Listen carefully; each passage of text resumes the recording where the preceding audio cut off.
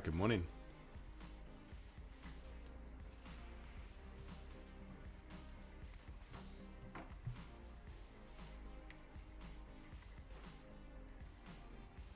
Morning, Hayden. How are you? All good, thank you. Well, the turn of events, huh? Yesterday, late. So annoying. Hi, Hayden. Hey, mate. How are you, Rob? Yeah, good, thanks. Yeah, buddy. This level couldn't quite get this one to hold. Then prices dropped, and then that was it. I was done for the session, and it was only after I was doing the review that there was a beautiful level that it reacted from. This over here. Oh, computer's a bit slow. At this level right here, London high, New York 50%, sweeping the liquidity from underneath the previous sessions, right where it reacted from. Gave a great entry as well.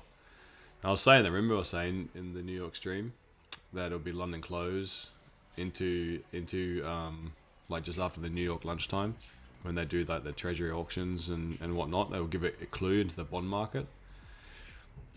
They shrugged off that CPI print and they did a full recovery, almost a full recovery, all the way back to the news candle basically. There's an entry as well. So here on the lower time frame, this one, 5 minute candle, come back, retest the base of it, 200 pips. Oh well. Cool. All right. So the recap for yesterday, we had CPI. We had it came in hotter than expected. It came in 0.2% or so, a bit higher. But then when they look at the makeup of it, and I did show if I can find that same thing, most of it was in rent. So let's see if I can go back and find it.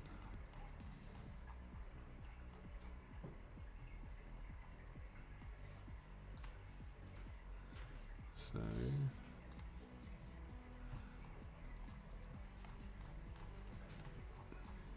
gotta go back some time. A lot of headlines since.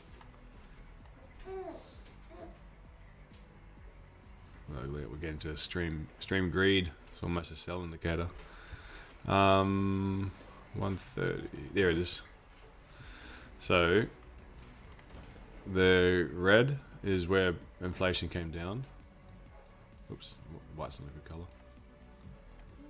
So inflation came down, and then inflation went up. So food away from home, services, shelter's a big one. That makes up most, made up about half of the CPI print. And shelter, so shelter's like your rent. That's been, I was wrong, I said it was like 21 months, but it's been 28 months straight when it's been going up by at least 0.4%. So crazy expensive.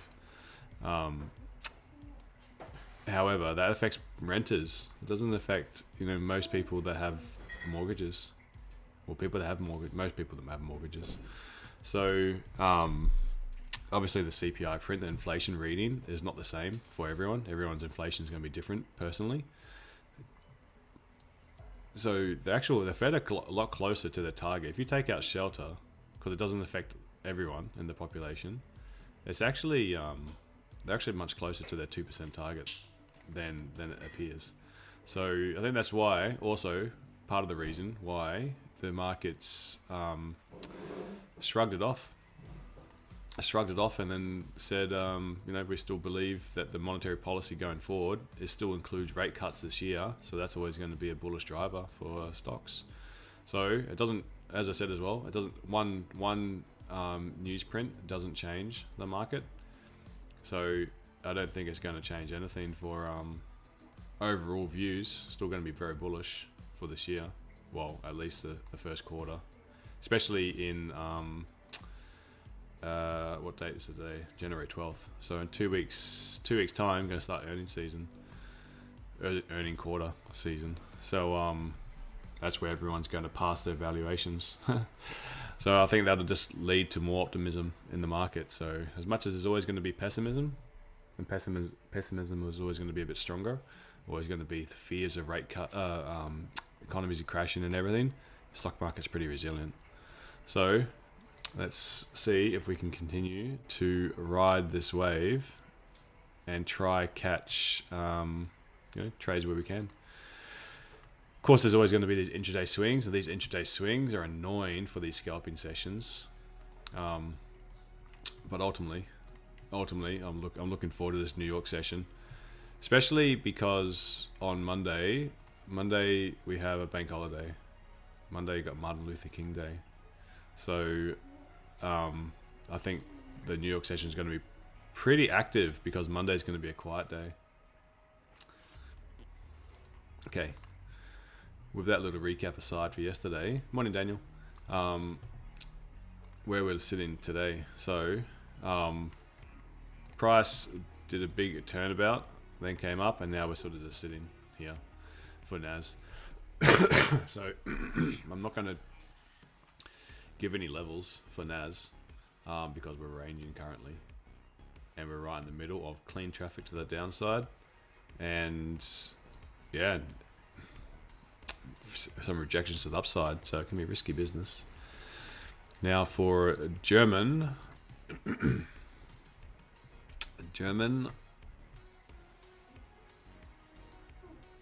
loads, here we go.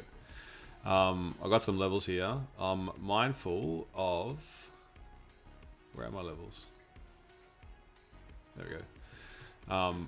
I'm mindful of this support, because if we break under that, we've got some clean candles to the downside, and the US economy is different to the European economy. I do like the longs. I do like to see if we can get some bullishness, and I'd like to trade this range. I'd like to trade anywhere between here and here, and which is going to be a 68 pip range. So I find that's going to be a good area to trade, and then if we can break above, then we've got another 50 pip area. So yeah, it's all looking promising for these zones. So let's see if we can catch something. So I've got to wait anyway 20 minutes for London Open, and I wouldn't mind to see London Open do a bit of a sweep. We'll see. European economy is definitely not as bullish as the US one, and you can see that for the most part since basically since early to mid December, we haven't really found any sort of bullishness, do we? So I'm hesitant for longs without seeing some sort of price action, liquidity grabs from underneath. Yeah, and that we'll just have to see. Just have to wait. We've got some nice sells from the top here yesterday. Didn't get anything in the New York session, and now we're currently in the center of this leg, this impulsive leg. We're more or less in the center. So tread carefully, plan your trades. Does anyone have a plan for the day? Hey Rob, other Rob.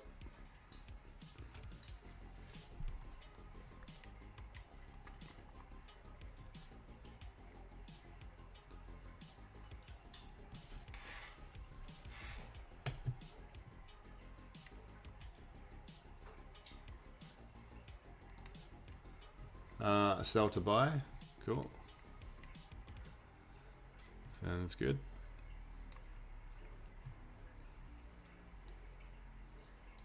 Yeah, the price action is a bit messy. No real clear areas, especially when we're in like ultimately this area is like a range. We've had a brief respite where we're outside of that, and then now we're back into it. So sell to buy if we can react from this level to push up. Could be tasty.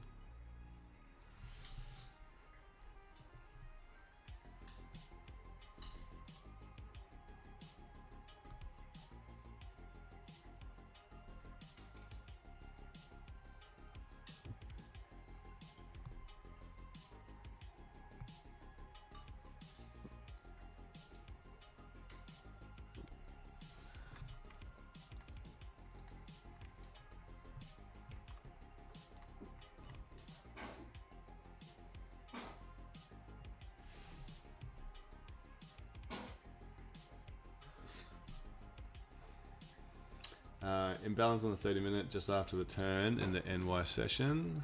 Yesterday, that's caught your eye. Let's have a look. Oh, this one. Oh, wait. No, this one. You're talking about this one. That's caught your eye. Okay. Yeah, I don't want to see it go down that low for smoother longs. For smoother longs, I think I would like it to create a support.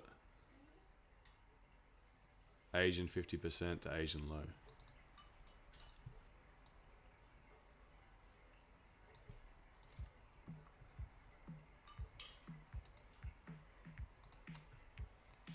But it's not super clear. And being Friday, it's good to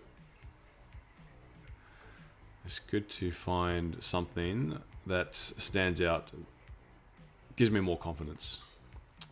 So if price can, because this could be a sell up down here to buy. Is that what you're looking to do? Looking to take both sides?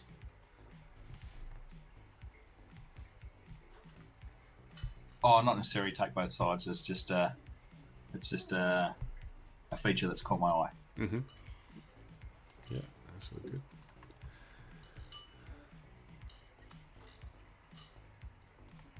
All right. Yeah, usually it's a bit of a mess, isn't it, after CPI? Because it's such a huge move. We've got what do we got later on? We've got PPI in the US session. We've had some UK GDP news. So still good signs for the UK. Production's increasing. At least the GDP estimate stayed steady. Chancellor's trying to make sure that the that's to soften any future slowdowns, to say it's expected. And then yeah, we don't really have anything else other than that. So let's go back to today. We've had this red folder. Yeah, I guess we've got a little bit of French news coming in. And then nothing till US PPI.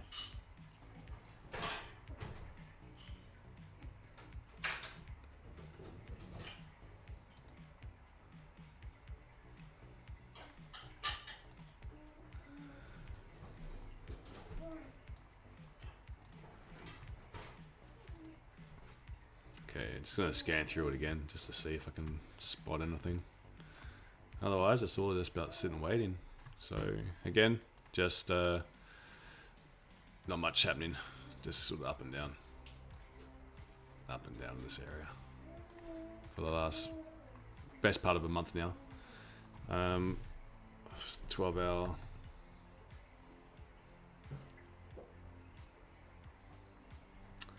Eight-hour. So we're just ranging. 6-hour, 4-hour.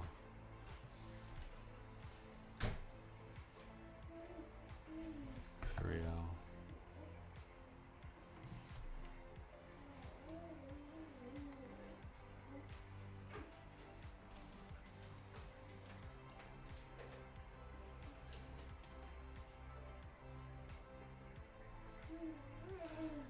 Two-hour.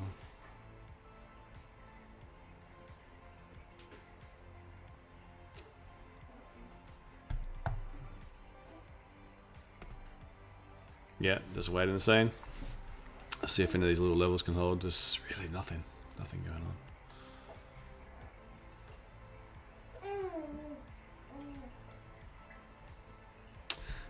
on. I think it's, yeah, the more I see this level, this zone, I think this is definitely a tradable area for at least a high of the day potentially. So if we're looking at the daily, even if we end up being bearish for the day, can we anticipate a world where we've got a top wick up to here and then it closes bearish on the daily? Now on the bullish case, if it is going to close bullish, I think there's a good chance push up to that area. So ultimately, I'm looking for this session to get a move that can take me up to this level. Just don't know where that move's going to start from. Is it going to start from the Asian 50? Is it going to start from the Asian low? Is it going to start somewhere lower? Is it going to happen in the New York session? But either way, I've got a target in mind. I don't have a setup yet. I don't have an entry, but I've got a target in mind.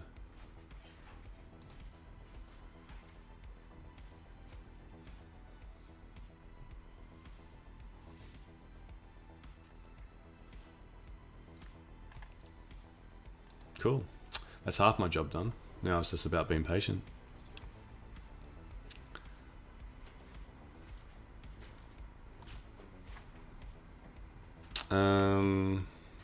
Yeah, NAS we'll do later. Gold, I'd expect if it is going to be a continuation, that this was the liquidity grab. It almost, where'd they get down to?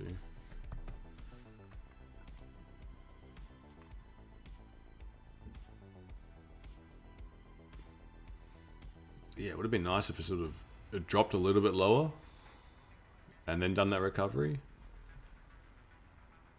But I still think gold could be bullish today.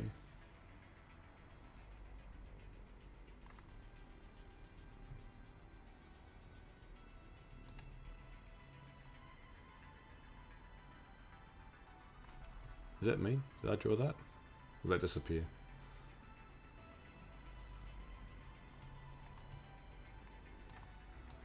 Oh, that was me. Okay.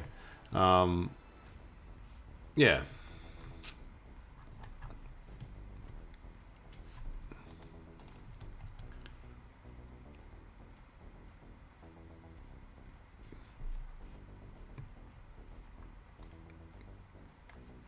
Okay. Let's look at the lower time frames to see if what's London likely to do.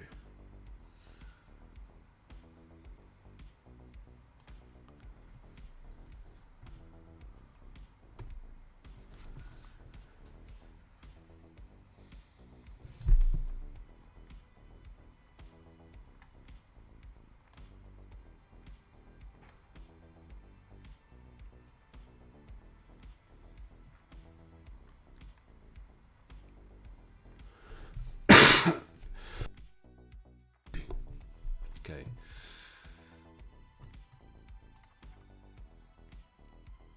Yeah, any support I find, any sort of price action I like, any sort of trend reversal pattern, any sort of fake out, any sort of liquidity candle grab, I'll give it a shot long with the incoming London volume in 10 minutes time.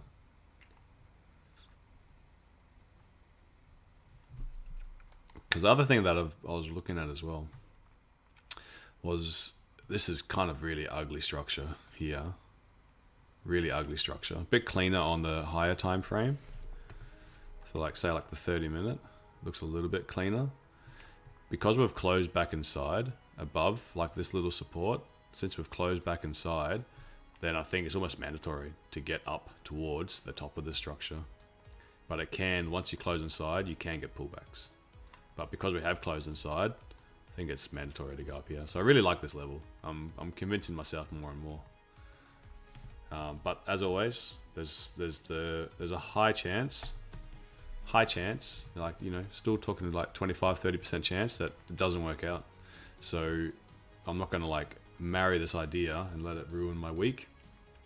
It'll be just practice risk management. So what I'm hoping to give is the confluence is going to have price action that helps confirm that there's going to be some buyers stepping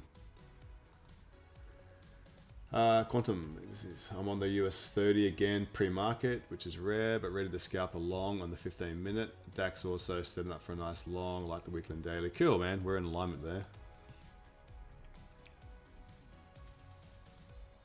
US 30 setting up for a nice long. Yeah, this little pullback it's doing the same on NAS. I was looking to see if NAS can break out, and I'm looking to target these areas. It's just a tricky one because NAS is definitely same as US 30.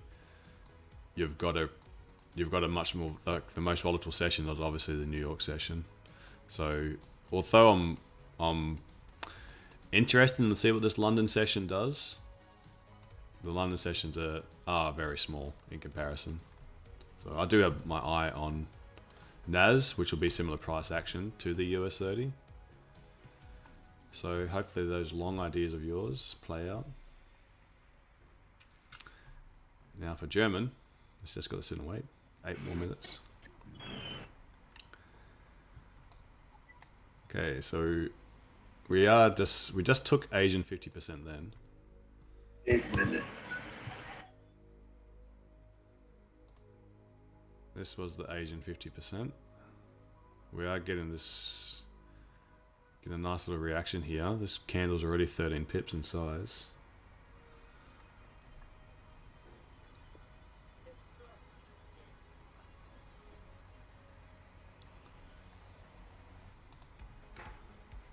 I have to turn some lights off.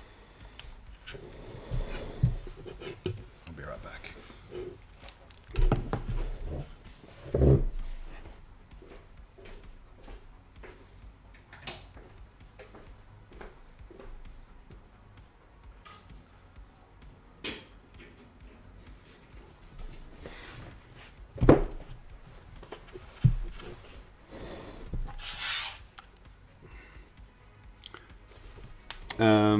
Lila fan. One of my favorite setups for NAS, EU and GU are when Asia low and high are swept before NYSE. If the low is broken first, then price breaks above Asia high. I wait for a pullback long and then vice versa. Oh, cool. Nice one, Lila fan. It's good that you've seen that setup, because then it gives you something to like go and back test and then gain confidence in it even further, and then like see like the nuances around it. So awesome if that's going to be your setup. Good stuff, because that sort of then as well lets you understand that not every day is going to be a trading day. All right, did anyone actually pull the trigger early on German before UK Open? If you are, you could be reaping a few pips here. I'm not in anything. But there's Asian 50% that we flagged. I'm in. Are you in? Cool. Not suggesting people to get in. So I was just wondering if someone did, because this candle's looking nice. Tom took scalps on the way down.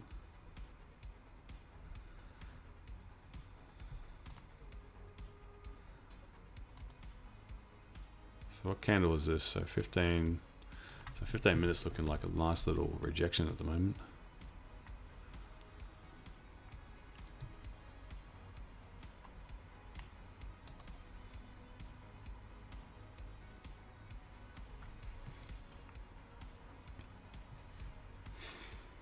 Okay, I'm very interested to see what London does. If London pushes down, things closing above here can present a good late entry if you miss the volatility, miss the initial. If it could just hopefully just pushes straight up. Well, actually, I don't know. For Dave, for your sake, I hope it does. All good, whatever it goes. Yeah.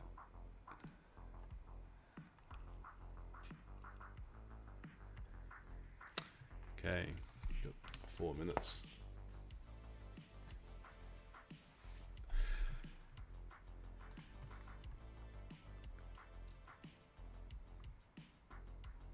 And guys, if you appreciate if you guys give it a like on the stream, give it some exposure. It's been every time I take a break, as over Christmas, New Year, really struggles to get momentum again on this channel. ALS Avenger asking what the colors. So yellow, blue's the Asian session, green's the New York session, pink's the London session, Yellow's the pre-London. It's these times right here, mate. Asia session, pre-London session, London session, New York session. These are in UK time. So GMT time. It just gives me, the reason I use them is they give me zones of interest, like highs and lows. And 50% of sessions are very good points of interest.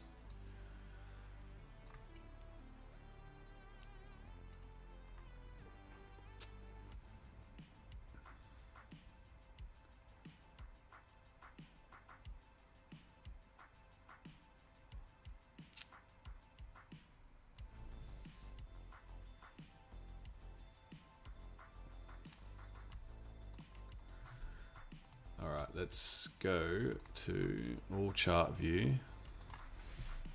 in preparation.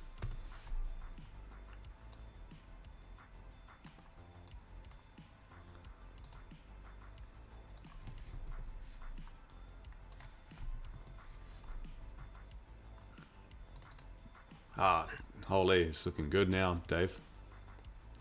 Amen. Asia 50% for the win. But you never know. But it is looking good. I like the 15-minute with a rejection. That was my sort of in. Mm-hmm. Now you got London volume to contend with. What are they going to do to you?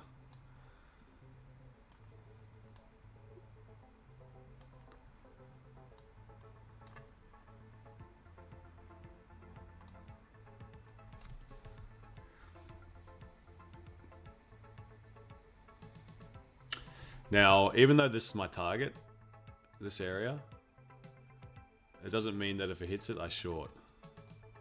It's just I think this is a very easy, not very easy, but I think this is very capable of today making at least this high. But for me to short it, for me to start looking for shorts, I think I want to see a reaction somewhere above the New York high from yesterday. I don't particularly want to short in this area because I've got that long in bias. It's reversing.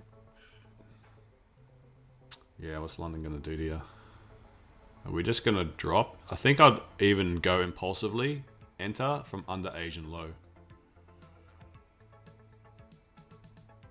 And yesterday I missed the buys by like just a couple pips. I think lead left hand, you missed by the spread. So if it does just rip down, I probably will pull the trigger a few pips early. Just to make sure, like I might not wait for the Asian low, but I'll wait for like very close to the Asian low. So here's the London Open now. Let's see what kind of volatility it brings.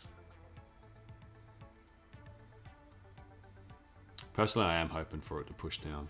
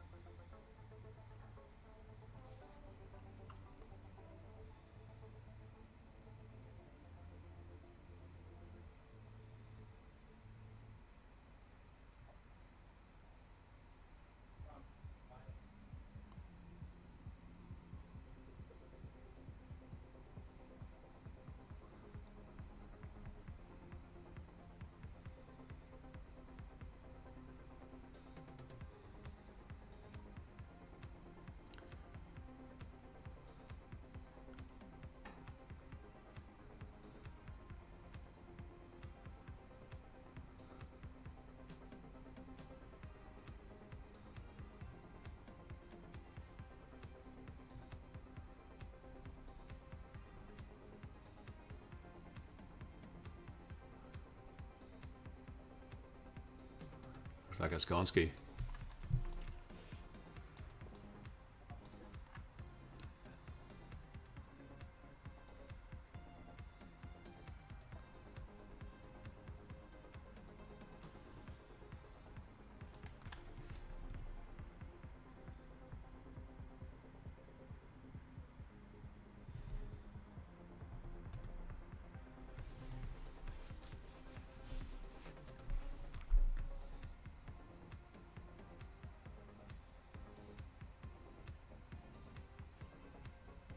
Okay, this is the area.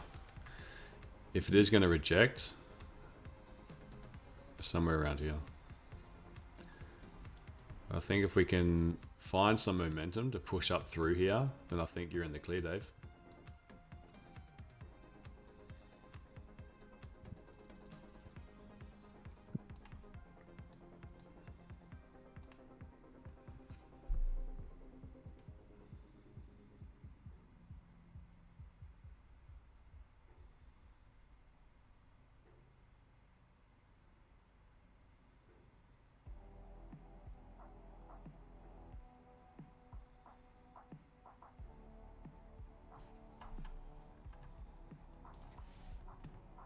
Ugh.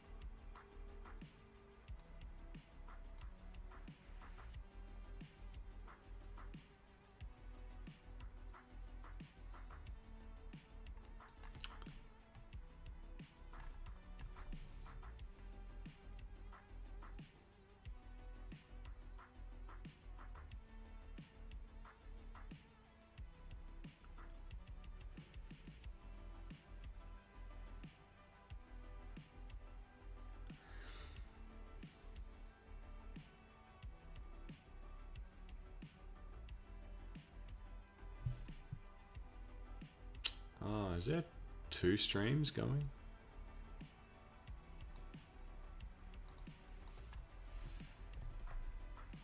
Yeah, there are. Yeah, for this, Yeah. I saw that. Why is that doing that? Because I can't see comments.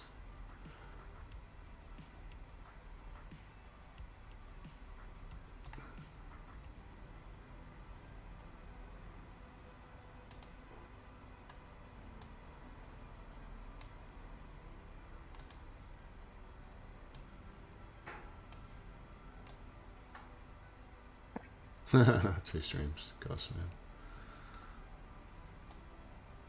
It's frustrating when it goes nowhere. It's the waiting. It just leads you to making bad management decisions. Yeah.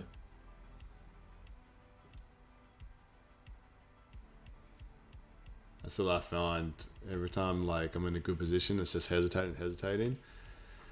I prefer to have the luxury of just walking away, but I'll leave you guys hanging then. It'd be very boring just to just leave the stream going. But then when I sit here, I'm like, okay, it's been here for so long, hesitating. Good time to secure, and then it goes. Oh, come on.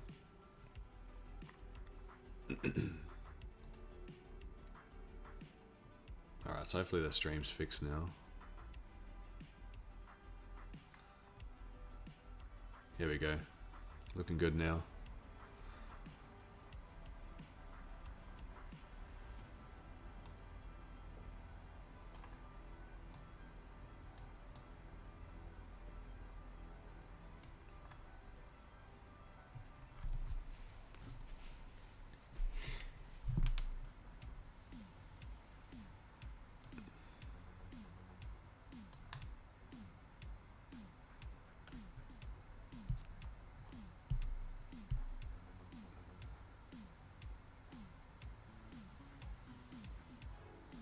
So another 20 pips can push.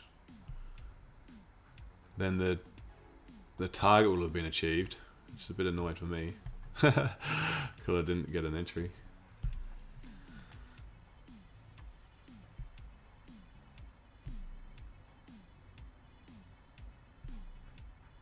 Where's your target? I'm just watching the movement. I'm just going to move my stop loss up below it. Oh yeah. But I'd like it about 16,731 up in that zone there. Mm-hmm. It's a bit too high maybe, but No, I could get there.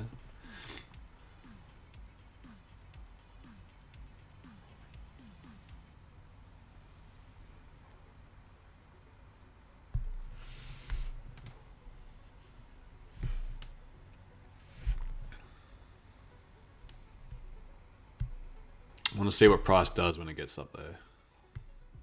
Oh, definitely. Oh.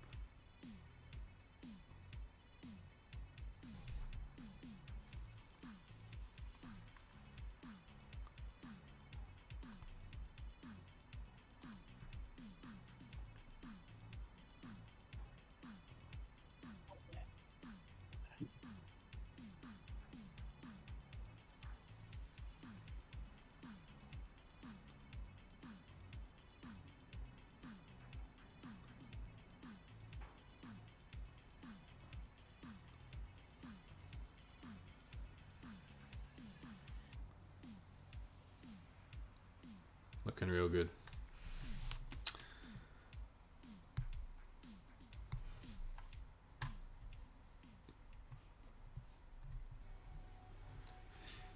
Is it just Dave that's in this trade? Anyone else jumping long?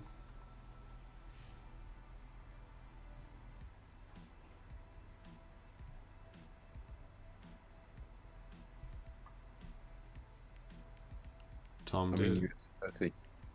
Oh, you're in US 30. Yeah. It's doing the same thing, isn't it? Yeah. Yeah.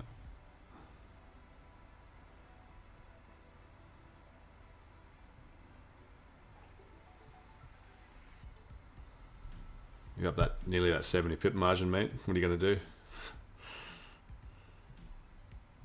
Oh. I've moved my stop loss up to just over 1 to 1. Mm-hmm. Looks like it reverses. I'm just going to click the take profit button. I think it's good. I think it's good for more. I think we got that little pullback. I think was London. Gave London a chance to just buy. It's a little bit annoying. I was really hoping to see just that extra sweep. But here's the target now. That was the area I thought we can get to comfortably today. All right. Well, I can't be annoyed.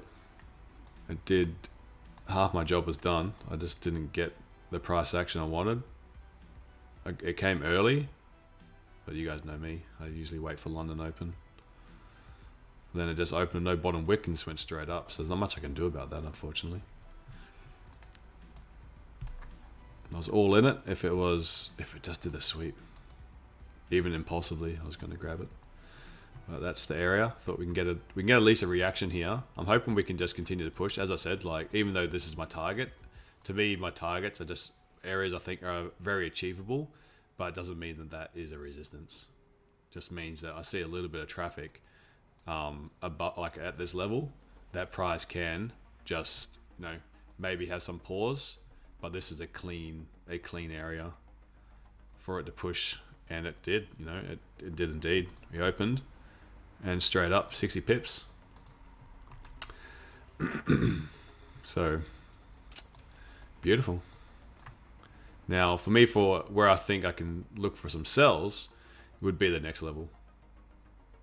Still got an alert here, sitting here at that New York high.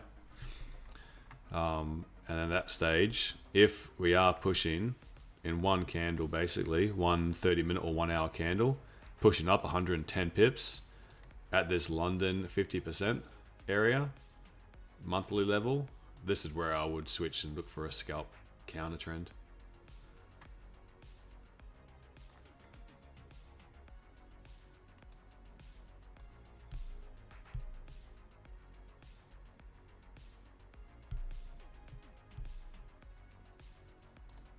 Nas swept the London low, the Asian low as well. So I'm hoping that we're going to get a bit of a breakout now. I am in a Nas trade, so I am looking for this to break out.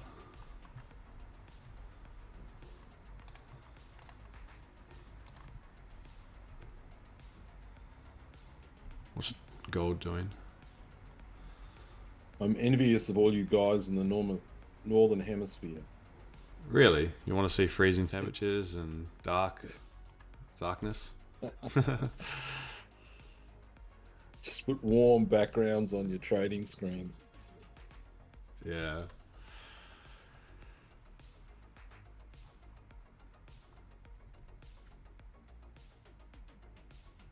The times, that's the one thing because I'll be in Australia next month for a month. It's going to be a bit of a change in schedule, not for the streams, but instead of doing these in the morning, be in the evening now.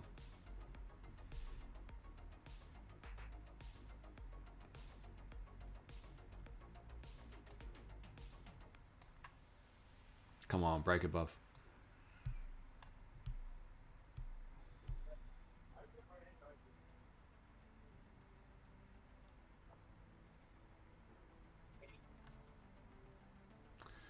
Quantum DAX 1675 achievable.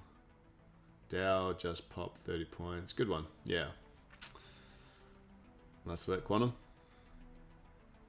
Nice work, Russ.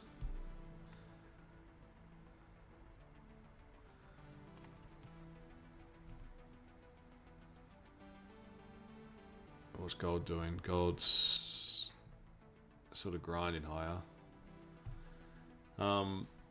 Anyone else? There's not many people been very talkative in the chat. What else are you guys in anything? Watching, waiting, any reasoning why you haven't taken anything, or haven't set a plan, or just watching?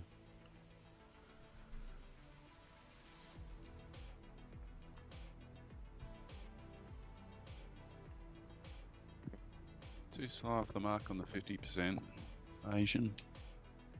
Mm-hmm. I was looking at the same zone as you, but that zone for me went back a long way.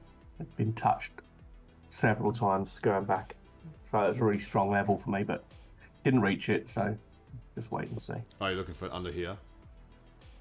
Yeah, Yeah. that zone there. I got a slightly larger zone than that, probably double the size. But if you go back several days, it touches it a lot on Yeah. the time 30 minutes. So Yeah. I'm still looking for any reactions off that if it comes back down. Mm-hmm. Mm-hmm.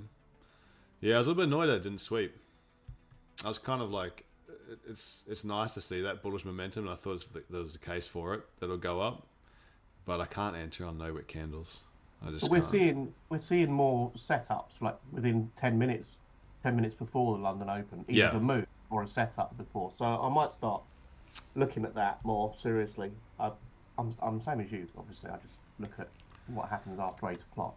Yeah, it's the bugbear lately for the last month and a half. Oh, Sarah, you're in long on Dow as well. Cool. Yeah. Yeah, this is a tell. It's a real tell, that moment just before the London Open. It's almost like they are starting early and then do this little manipulation or grab. I mean, yesterday it wasn't the case. Yesterday, if we go to yesterday's 3-minute candle, we indeed did just drop. And this is what I was hoping for today, was literally the same reaction, is just price to open, sweep, and then push. And that's what I wanted here. Sweep, push. But I guess the difference is the presence of this candle versus yesterday's scenario, where we just went down, down, down, down, down. At least here went down, down, down, down, and then just moments before the London Open, the presence of this 5-minute like liquidity candle. So maybe that is the London volume, and then it doesn't need to turn around from there.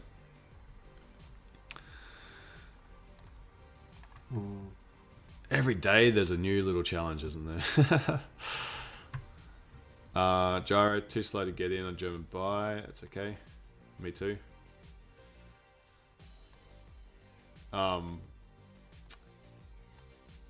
Always note as well, like I'm not annoyed about missing. Like obviously I would have loved to have been in the trade, but what's the main message as well is like I'm not just guessing these levels, and I'm doing just as much work as trying to like find my entries into where my target is.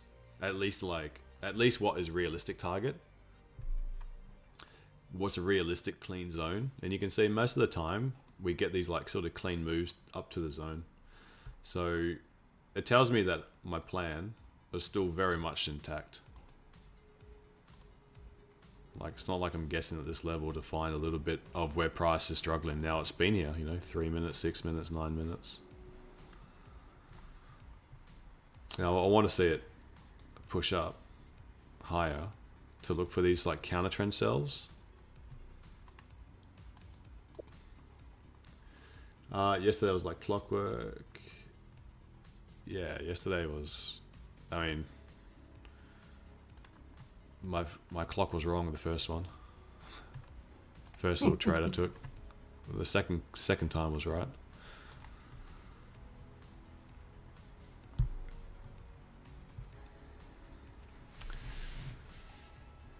Morning, Don.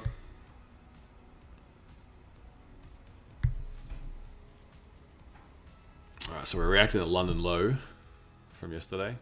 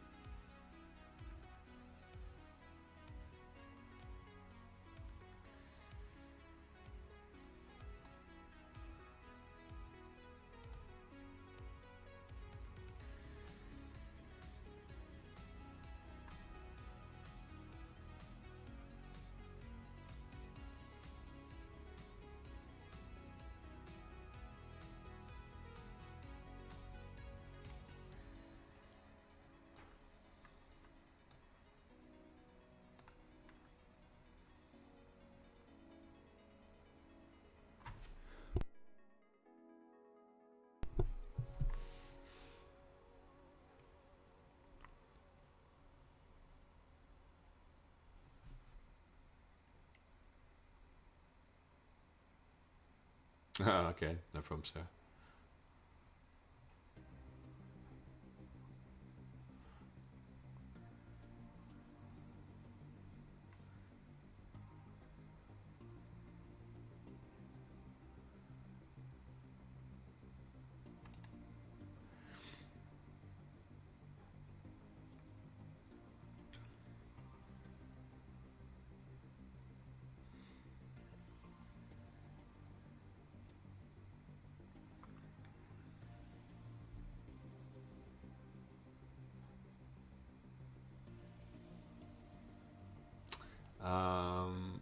Nick, I'm a broker. It's reacted off the bottom of the M30 liquidity candle just below NY high.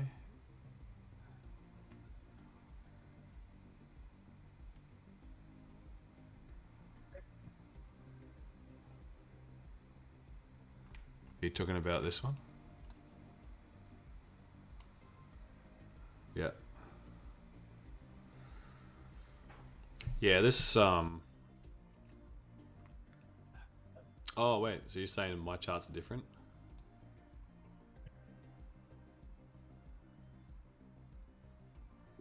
Mine has just a slightly longer wick, Right.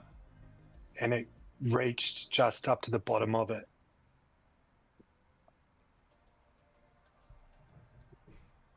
Which broker? There are going to be broker differences. Unless you're looking at Pepperstone as well. I'm still on CFDS. Oh, okay, yeah. So there'll be some differences there. Yeah, we're looking really close to see what it does at this area. So liquidity candle. If it breaks that liquidity candle, we would think it's got a fair bit more upside. Because this liquidity candle's not holding, where's the next one?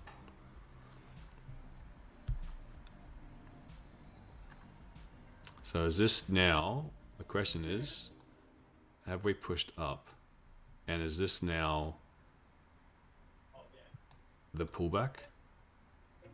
Or is this going to be a little fake out to form a higher low to continue up? Or is this a liquidity grab to do a deeper retracement to this London Asian low? That's what we need to decide. Well, that's more. What is that, Rob? I'm thinking the second option. Second option. Yeah, the clue will be how this reacts to this area. If it is a failed break, it might be cleaner on the 1 minute, actually. Personally, I would like this to continue because I want to see clean moves up towards 100 plus pips for this session, for this initial open. Because if I get that, then there's a higher chance of a correction, even if it's like a 30 pip correction. But for that to happen, we want a clean move with very little pullback. So it's breaking the high already, so that's already kaput. Yeah. So let's see if we get some acceleration, because that fast move can be the false move. But we've now approached almost 70 from low to high. So we're getting this a good little session now. NAS is starting to break up even higher. I'm guessing the same is going to be happening on Dow.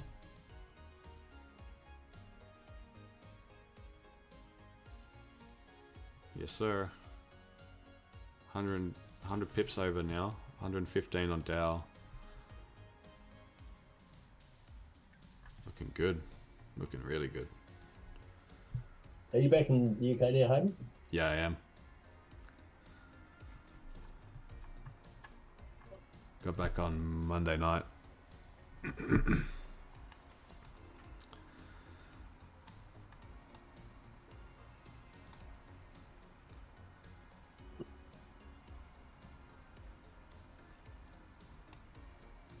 Come on, keep pushing.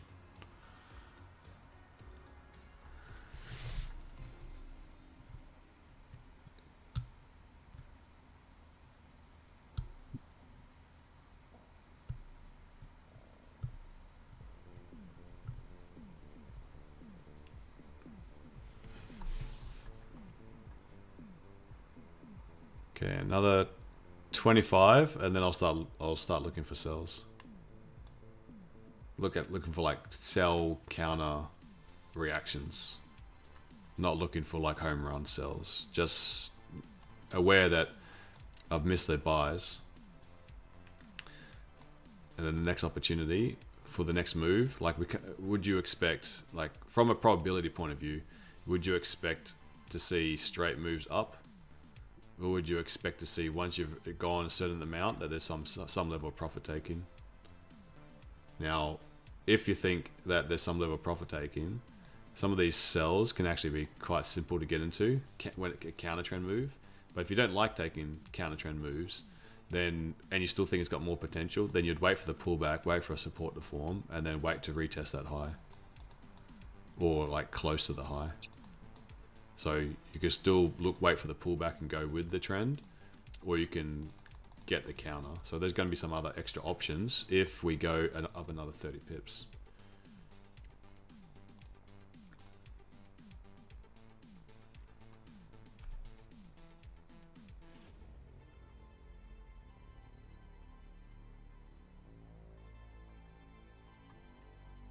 If it turns around here, it's a little bit more complicated, because then it's like, is there more room to go higher, or is there yeah, it's not as complicated. It's not as easy for those sells. It's easier if we get overextended for a bit of a pullback.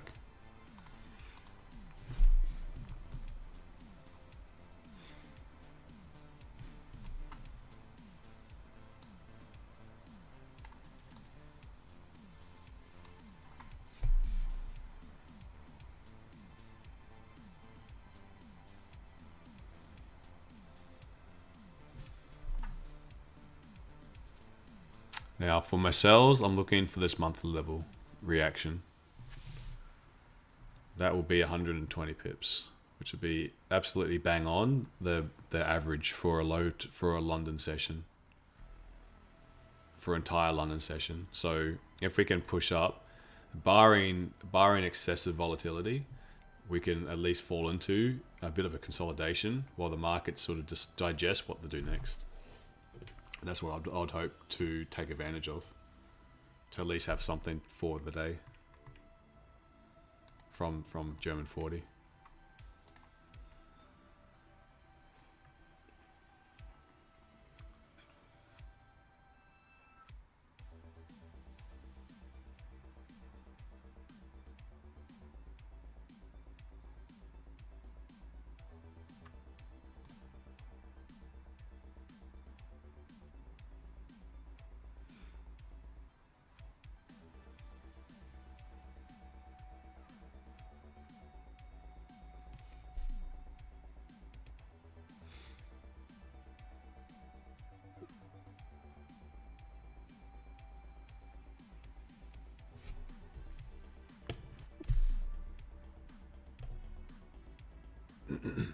Okay, so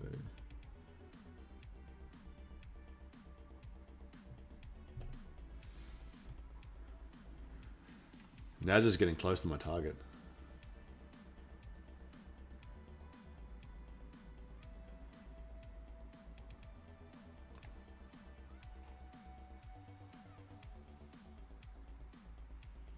Looks like all indices are pushing. See if there's some news.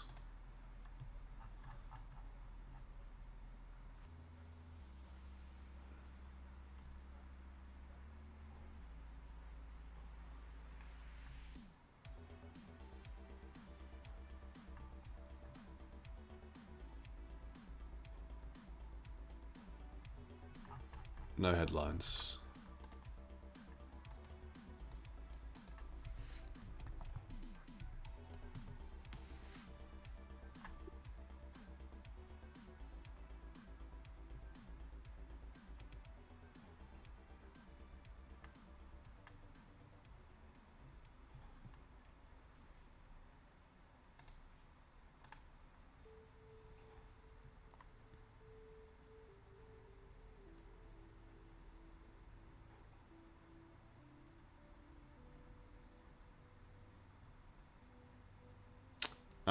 What were your levels for NAS? I'll check, I'll show you. So,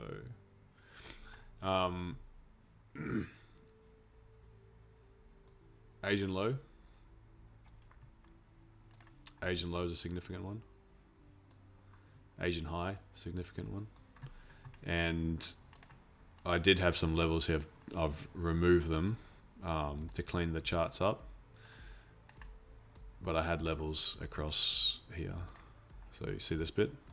See how this is like a support and then a resistance? That lines up.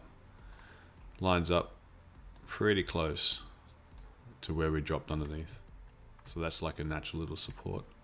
If we extend it further to the left, you'll see how it responds nicely with London high. There's little reactions here. So this is like this New York 50% is a great level. I've tidied it up though. I've removed some of these older ones from yesterday because I'm waiting to see ultimately what London session does before New York kicks in, and then I'll reset. But for this one, the same idea was London low, and given that London session is quite small,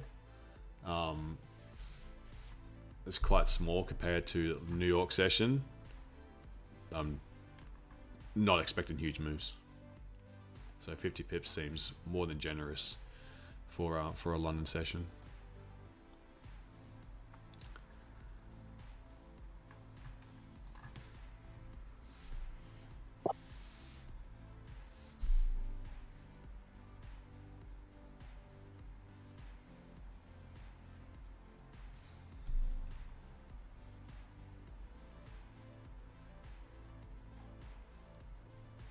Yeah, when London session closes, we'll have a lot more information to deal with for leading into New York session.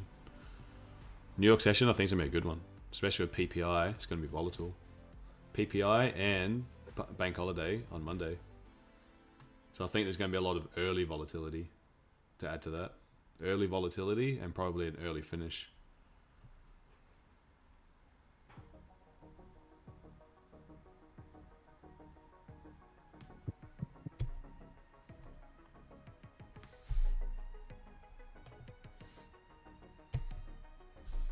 Where you going, Hayden? Hey man, where were you earlier? Took the kids go-karting down near Picton. Oh, good one. How was it? Oh, unreal. Yeah, fun. Any accidents? Yeah, my youngest Everyone's was safe? finally old enough to ever go on her own. Oh yeah? Is she a chicken or she get Nah, quite out whatever. there? Yeah? Use the boys that run for the money. Good one. Did you guys get into these longs? No, Dave did. Tom got in later. I was waiting. I was hoping we were going to sweep. So I had my eye on sweeping just a little bit lower, like yesterday, and then going. You see my idea here. But that was my target. Target was this bad boy.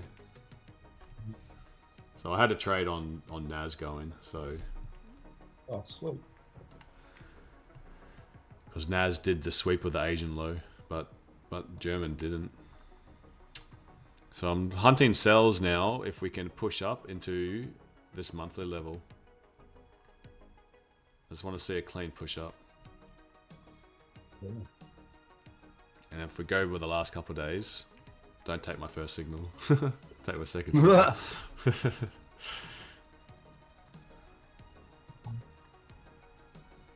Yeah, there's a few good levels around that monthly level. Yes, sir. New York high, London 50%, monthly level, previous London highs, Asian 50%. There's a lot to see for profit taking. Yeah. Yeah. Yeah, well. And NAS is just about to close out. Not sure if I'm closing out early, but it's taken London high, Asian high. That little push up just then. Took out this Asian high, this candle. Taking out the top of that whole range. Yeah, Oh, not. yeah. My TP was this here. That was a 50 pip move. 50 pips from the lows, well, where I got in anyway. From 16.7. It's not quite the same price, given the different broker, but more or less that level up to this level. So 50 pips, 50 pip reaction from the Asia low. Beautiful. In line, because I was talking about why I was bullish earlier in the stream. Given my interpretation of the CPI. Yeah. Not just my interpretation, me reading smarter people's ideas as well and agreeing. Not the worst of worst. Yeah, that's it. Listen to the How's smarter that? people. Was that? Left a fair few imbalances. That push up. Yeah. Yeah, like I'm not looking, even when I start looking for these sells, I'm bullish and I'm actually bullish in the market. But I understand that intraday for swings, you get the intraday swings. Right? So there are trade opportunities, even if I'm bullish, I will still find a good sell opportunity.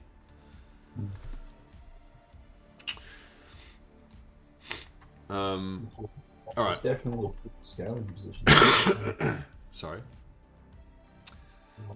Scale in, yeah.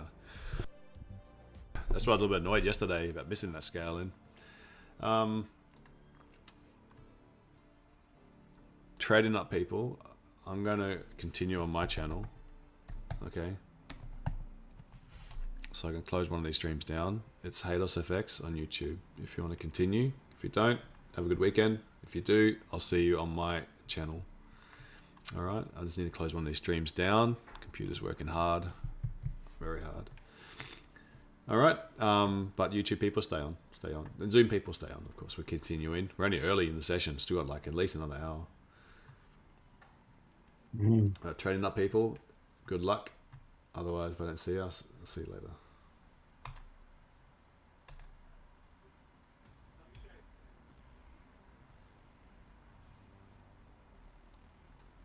All right. I've reclaimed one of my screens. Now I can close that one down. That's good.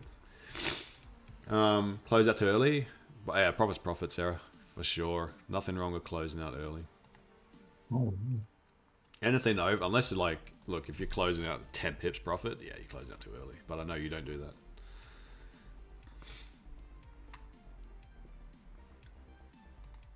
You're making a lot of money on 10 pips, Hayden. Yeah. That's true. That's true. It depends on your entry. Yeah. All in your entry. How am I getting on the challenge? Oh, the challenge is annoying, man. It's so annoying trying to manage multiple accounts. So yeah, and it was going good. It was going good, and then when I got sick, I had a little bit of a malfunction on it. Alrighty. But Got it's stopped out for 51 pips. oh, beautiful, Dave. So the challenge, I was like 5% up, and now I'm back down to 2.5% profit. I did a big one on, and I was looking good. But it was when I had the flu, and I fell asleep, and left like some pending orders going, and I just didn't even think about them, and they got rattled.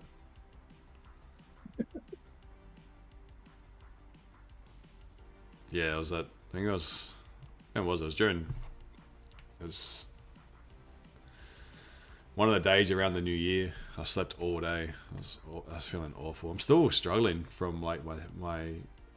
I think standalone, the flu wouldn't have had much of an effect, but having the cold into the flu, man, it gave my lungs a real working over. So still struggling with a cough.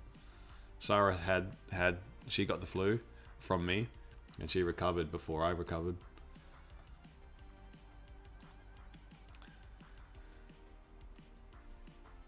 But the challenge is alright. It's going. It's just I'm trying to focus on if I have both screens up and both terminals open. Like when I was away, it was so hard to focus on both because I would trade. I'd have MT5 up, and then I'll just manage the other one from the phone. But then when I was over there, just with one laptop screen, I couldn't have both up when I was streaming. So I was having to take just one. So I was just like, obviously, the prop account's not going to pay me anything. So I need to take trades on my personal account. So I set some pending orders on the prop, but then I went and took active trades on the personal. So the prop account hasn't had much activity. Take vitamin D. Yes, I am taking vitamin D. I kind of, unless it's in front of me, I forget to take it. So it's next to the coffee machine at the moment. Those vitamin D tablets. I've noticed as well, like it's all connected. I've been getting with sports, just getting part of it's just getting old, but I can tell like my leg strength is just not the same. Like still got speed, but there's just like you haven't got as much tension in the tendon, so I'm finding again a lot more muscle tears. So I think part of that as well is like lack of hydration, lack of all the nutrients you need, lack of sun. I think everything sort of works together. I always feel so much healthier in a sunny environment.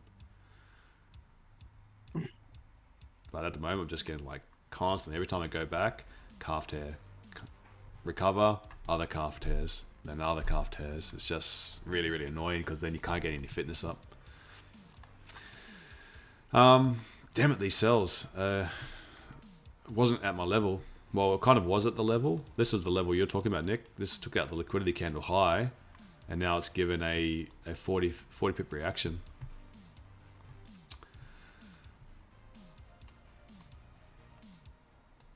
I've really want to see it just a little bit higher. It makes it a little bit easier, but this is the typical range. The other thing I talk about is typical range for London session. London first hour is 80 pips. And this hour candle moved 80 pips. 86 pips to be exact. Now, can we do a wick fill, push up, and then find that reaction? That's what I'm kind of hoping for. So I'm thinking that this is still just a potentially going to be a higher low, but it is coming down aggressive.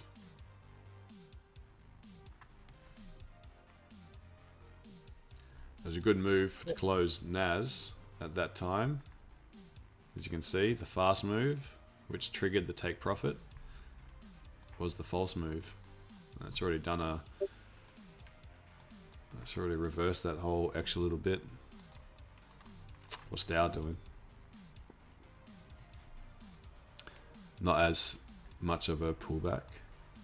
Rusty still in this, or have you taken collected profits?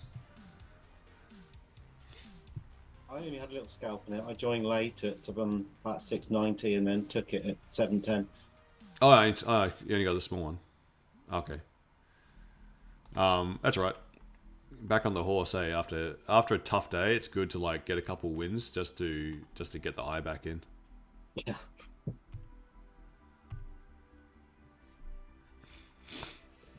How did you look at the charts late last night and then see the recovery? No, I didn't look at it at all last night. That's good. I didn't want to say anything in the Discord and say, geez, look at it now.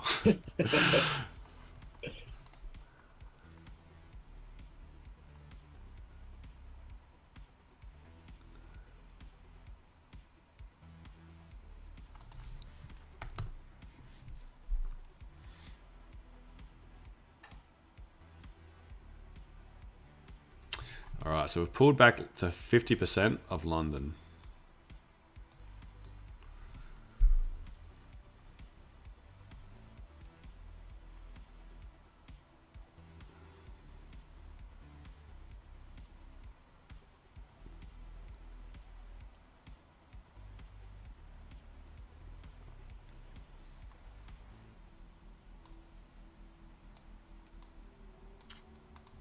Is it going to hold or is it going to break?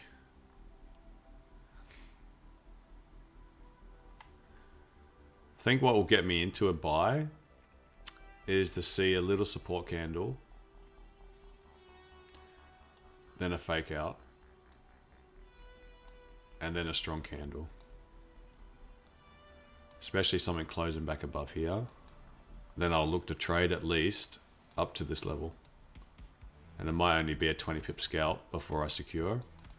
Stops at break even, and then see if we can go on to make a new high. But I'd like to see a little support, little fake out underneath it.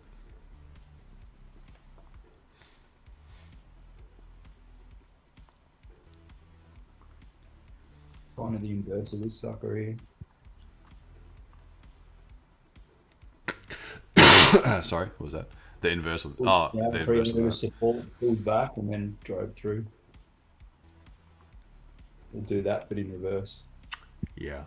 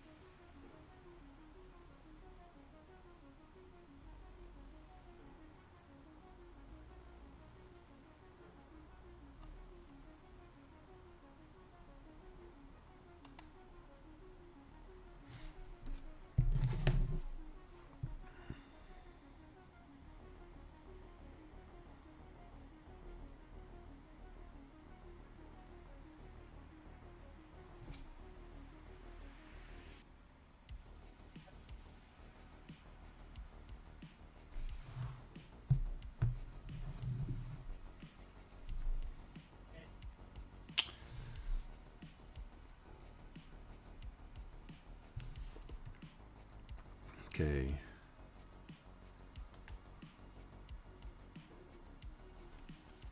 Now what it might do as well is overshoot all the way down, and if it does start taking the Asian low, then I'll look for the buys from there again. So this is the bit that I always find lower probability is getting into this position. Straight V. Just whether it gives like support candles here are not as reliable as ones that are like when you've got a leg up and you get support candles in the middle here. To me these are not as reliable as seeing like these other zones flagged, because price can easily bounce and then continue down.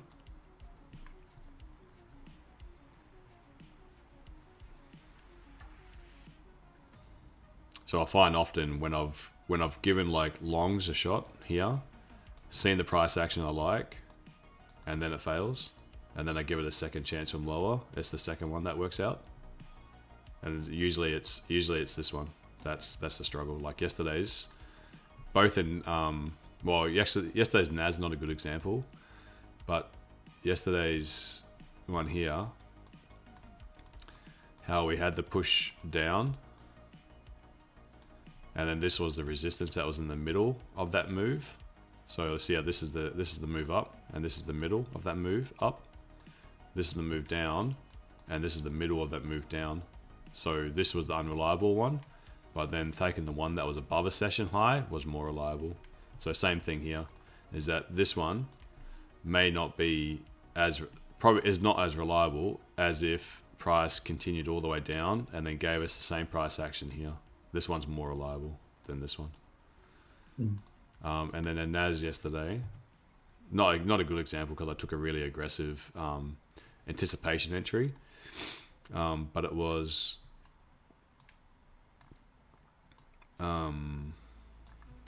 this was the move up, and I took an entry like here, and then gave it a second chance down here. So this one was far more reliable than this really aggressive one, just because it's like the price action in the middle of a swing. I find is when it works is great, but it can be frustrating to get in because it often doesn't work. More often doesn't work. So it's like, do I want to just wait for a high probability setup? If I do, then I shouldn't be really looking for this to try pick the bottom of this pullback. If it is going to pull back and continue up, it's better to just get in as a late entry and then say, really let price establish itself. And then if it's pulling back up, like say here, and then makes another high and then breaking it, you know that you're good for at least this much. At least this much. Rather than trying to pick the bottom.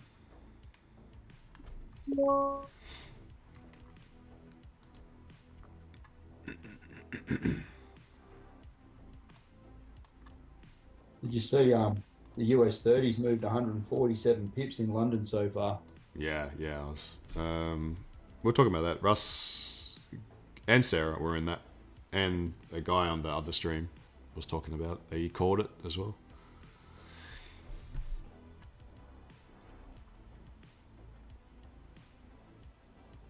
Are you in it? No, I've just entered now on the pullback. Okay. I've just started breaking 1 minute structure a little bit, but it's still an early trade. If it doesn't work out, so be it. Mm-hmm. So be it.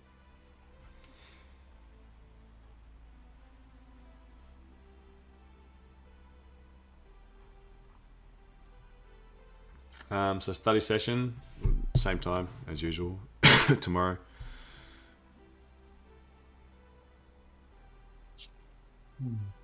For those that are attending.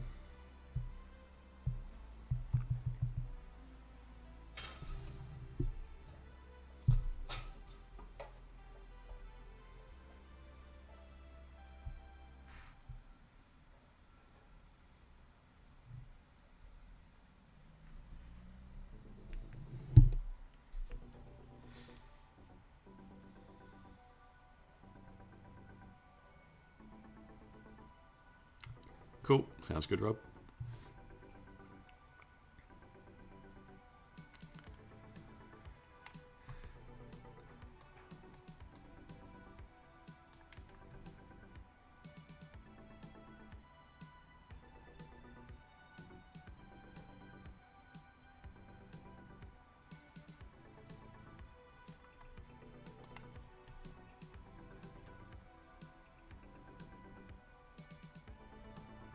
Looking like we're going to close nicely.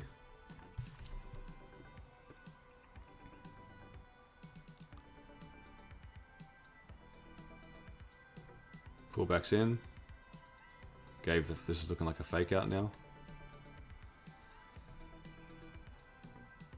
Now, it'd be a shame if it's too strong. 30 pips in the 6 minutes. Hour candle is going to be closing. See down here on the left hand side.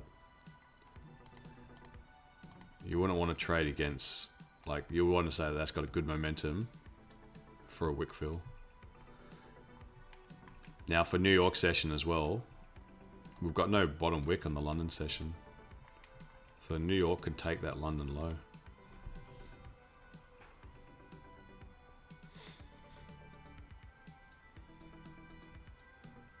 So if New York, for German, if New York session is breaking underneath these guys, I'd be looking for buy opportunities. Okay, so 3 minutes, 3 minute candles. Let's see if we can get a bit of a reaction. Recycle this line. Come back, retest this imbalance candle. And then see if we can retest this high again. Retest this high into the monthly level and look for sells. So hoping something like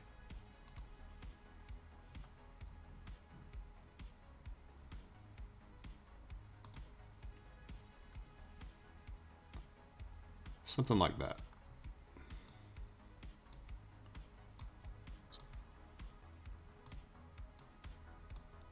Something to retest, break the London high, push up into the monthly level, that lovely liquidity area to the left, have a then have a retracement back to the current London high.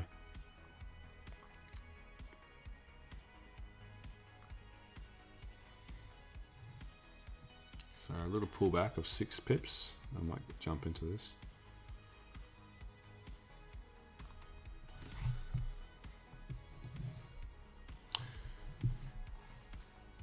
If it doesn't pull back straight away, it's fine. This hour candle can close, but then what I'm anticipating is the next hour candle.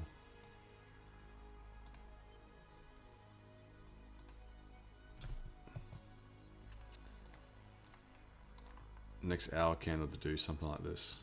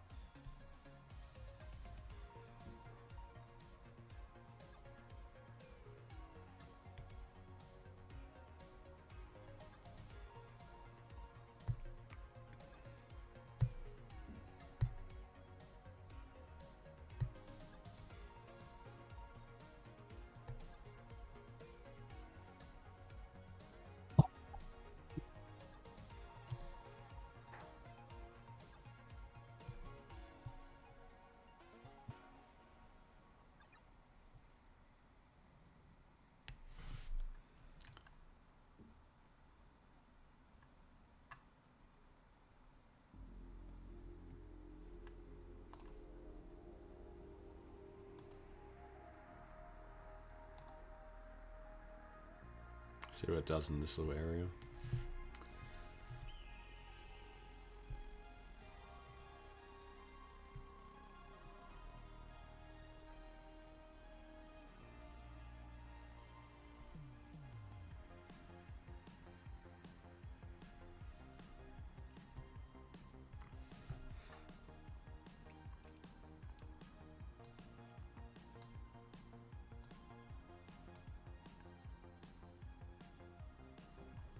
This hour candle is going to close lovely.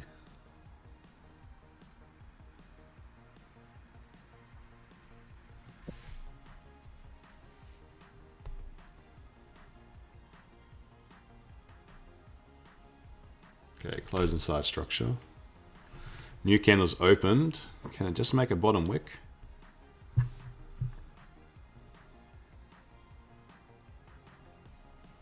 Given that closure, it doesn't need to. Close inside structure can just be a straight push, 15 pips straight up.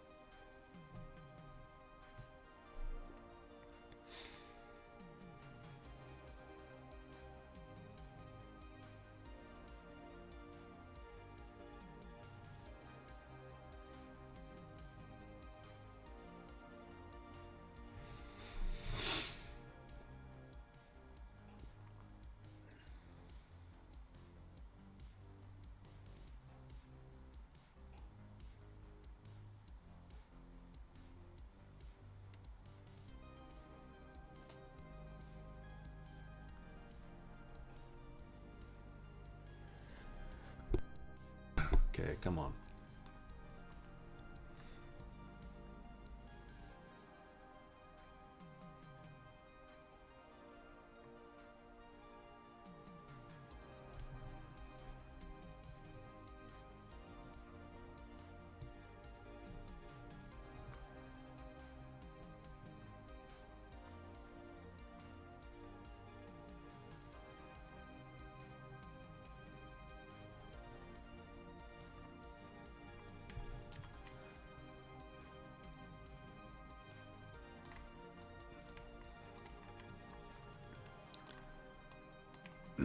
So I'd like to see this candle this next hour. Don't know how it's going to close, but feel feel this area.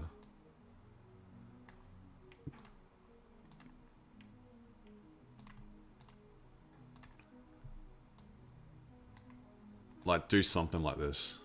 Don't know how it will close, but at least like feel this range, even if it's kind of like that.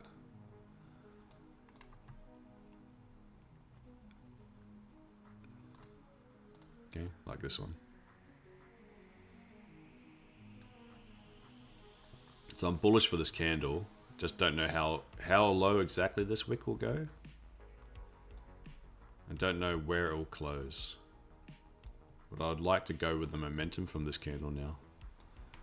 It could pull back as far as here and still be bullish. We have seen that in the past, like this big red candle from yesterday, and we've seen the next hour pull back a lot, like a long way into it, and then still the continuation came afterwards. So we could even get like a proper pullback, and there's potential that this next candle could even do something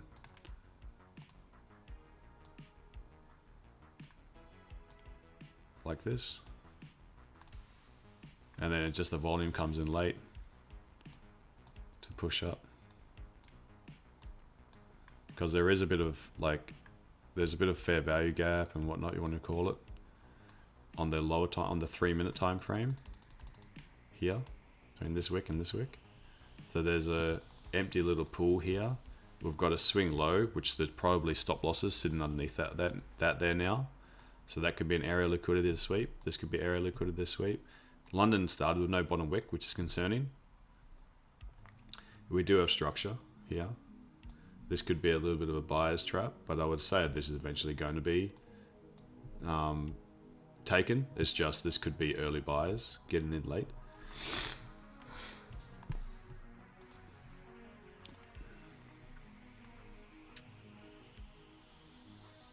So first opportunity I'm going to give it is just if it pulls back to here. I'm probably going to keep quite a wide stop loss. Relatively wide stop loss. I'd look to scale in to it if it hits these other areas of interest, anticipating that the low of the hour candle shouldn't be breaking this area. But I will give it a chance to scale in, maybe even in drawdown if it pulls back deeper. As long as ultimate stop loss is, I don't really, if it's breaking underneath here, I'll just have to say that it was not a good idea for this current hour. Just make sure if you're going to give it multiple scaling opportunities that collectively it's still very low risk.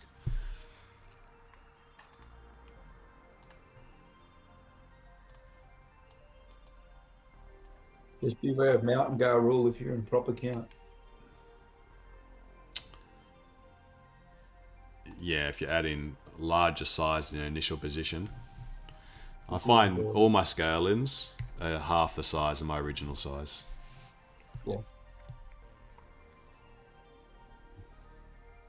Careful of the pineapple. If I want to scale in, if I'm expecting it to pull down, like say price comes down here, like most of the time if I take my first entry a lot of times is my bigger one, and then if I scale in, at half the size.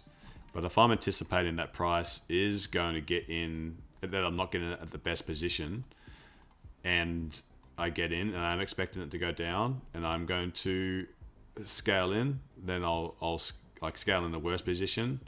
It's definitely not bigger than my initial. If anything, it's the same size, but usually a bit smaller.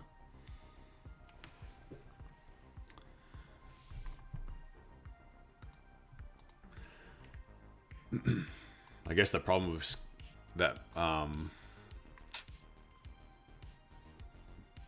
with that rule is if you don't use fixed lots, because you can say, yeah, scale in. Say I'm willing to risk 1%, and I get in now, and my stop loss is like here, and I'm anticipating price to push up. Say like just about a 1-to-1 risk reward. Now, if you use percentage, and on some prop accounts they don't like you to add as martingale is not necessarily doubling your position. You might only be risking say like 0.25%, and then if it drops down further and you add another 0.25%, but this time your entry is like here, stop loss is the same point, target's the same, now this is like a 3-to-1, you're only risking 0.25% again, but the lot sizes are bigger for this second entry than your first entry. So technically that's a rule violation. If you're using fixed lots, make sure it's the same volume or lower. Okay, so this is the little pullback. Hopefully now we can just push straight up to the top of this structure, then I want to see trend continuation. 'Cause I want to see this wick fill. Then I want to see that wick fill a little. I want to see the momentum take over and push up into my sell zone. Catch you, Dave. Yeah, 50 plus pips today. Awesome. Oh man, Sarah's been slack with the coffees lately. That was her job before. I'd get up early, have breakfast, read up on, do my levels, get the stream started, stream. She'll crawl in later on, like an hour and a half later, have breakfast, and then have the coffee. That was BC, buddy. It was BM before Maddie. But oh, you're saying before children? Before children, mate. Yeah. There's a lot of things that happen before children for everyone.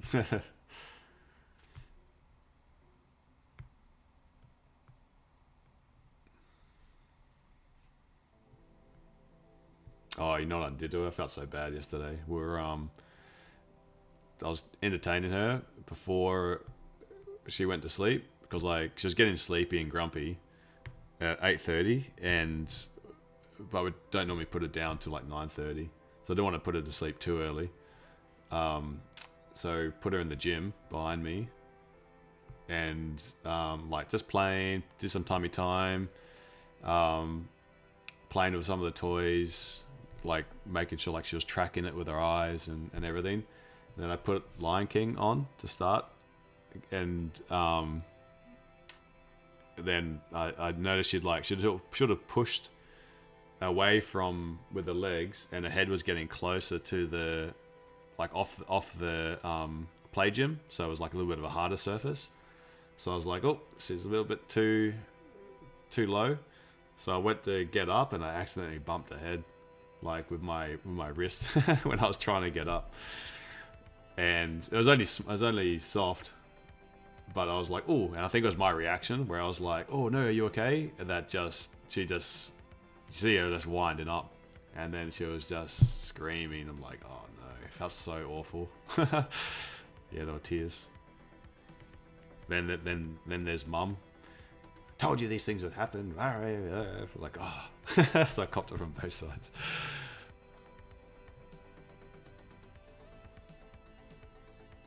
Next time it happens, laugh and see what she does.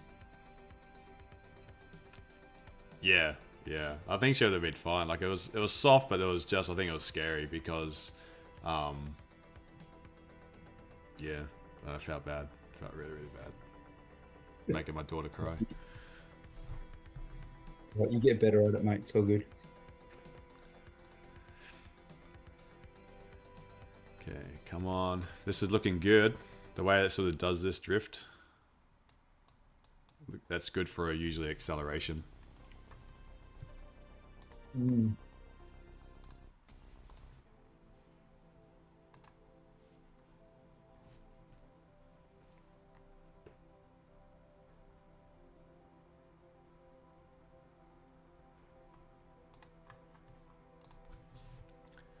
You look at this hour candle now, it's sort of is following the shape that we want.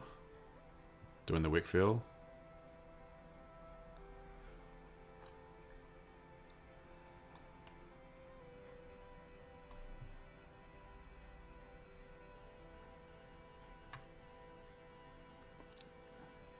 Yeah, that's definitely my target. Definitely. Across here.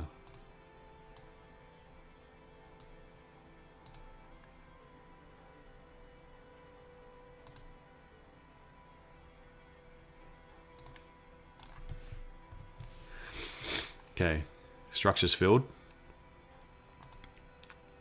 Can't be a losing trade now.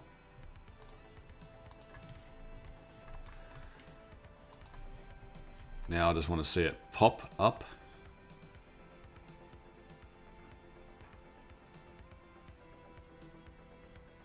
Oh, you just just jumped in here, got a sell zone. Is that yeah, mine's at 46. Ish. Yeah, it's at this monthly level, so 56.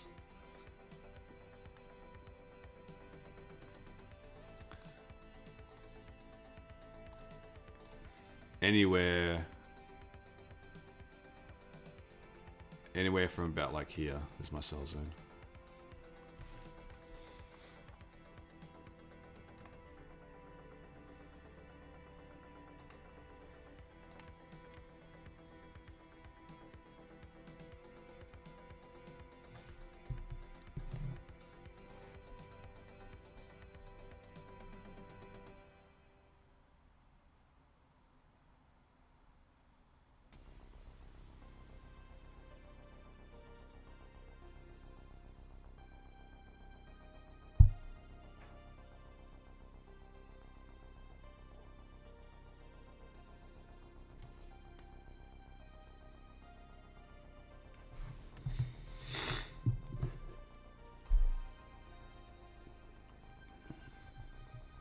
I'll be right back. I'm just going to grab a coffee.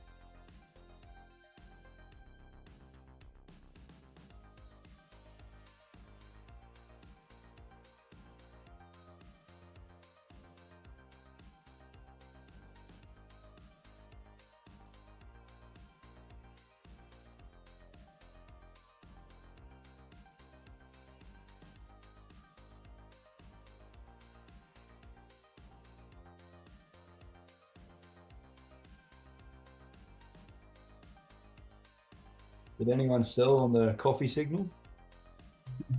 Yep. Yeah, I got a few pips. Just back down to that support. Looks like an HCS on the 4 minute. Yeah, US 30 had a nice. US 30 took the high. Didn't. Reversed.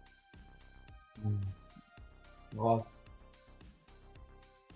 I get 20 pips on the US 30, but I don't want to see it break that support. But I think Haydos right. I think we're going to have some continuation.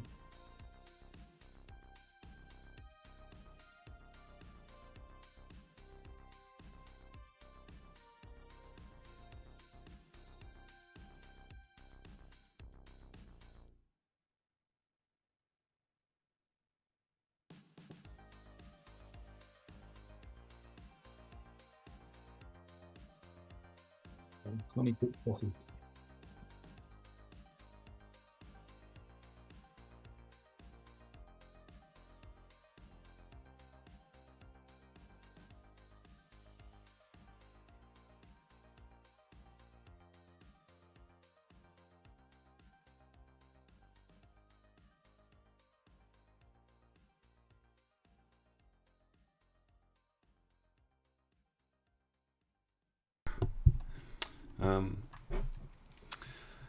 All right.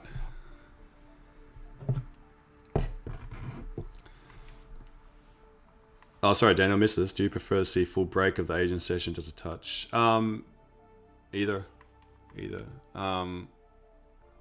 Depends on how far away the Asian session is. Hey, Daniel, was your sell zone this one? Because of Asian low, and then this being the rejection?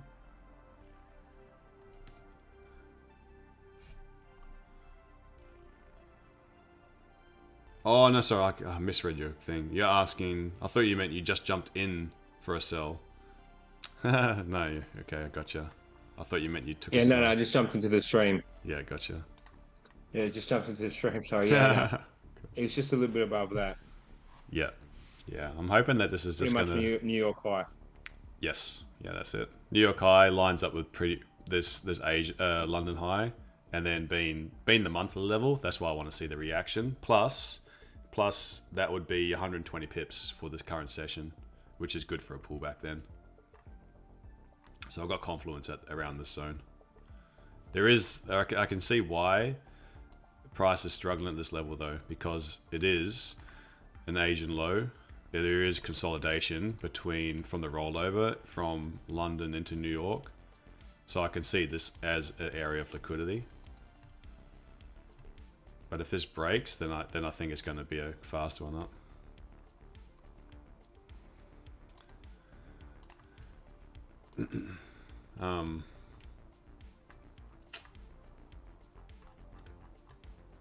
Tomorrow, test driving a car.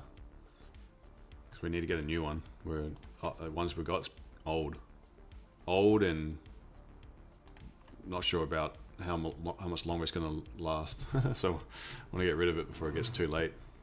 We're going to test drive a DS7.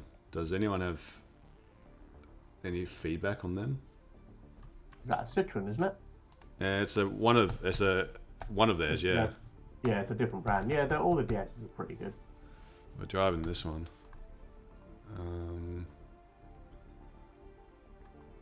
We wanted to get a bigger car as well, because we've only got a small car at the moment. But it's going to be semi-electric.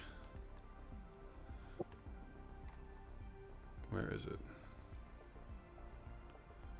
The DSs and the Hyundais and Kias, you get a hell of a lot for your money.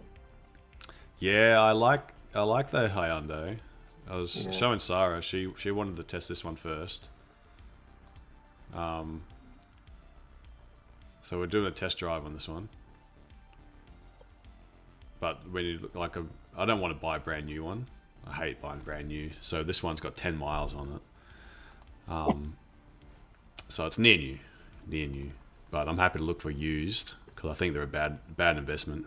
But we need a safer car. The car, there's no such thing as an investment.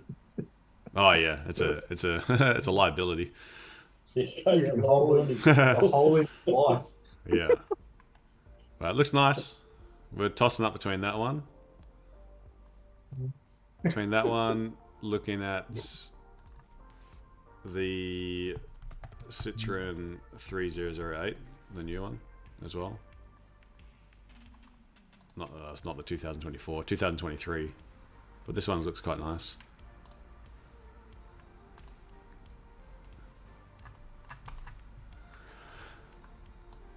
But the Hyundai Tucson, for the value, these are good, really good over here.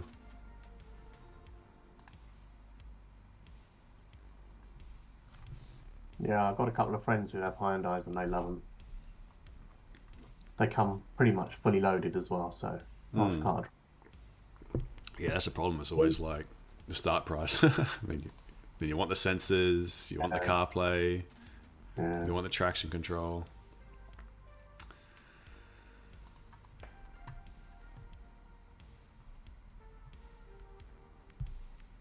I've managed to get it down to here. That was the trade I was looking for, the pull back to that structure. Whatever happens after here might give me another entry. Yeah, see how important see how important the structure is. Once we close inside, trade to the top, but be super mindful. Super mindful. So if I get a fake out from here, this will be, I'll try jump into that as the low.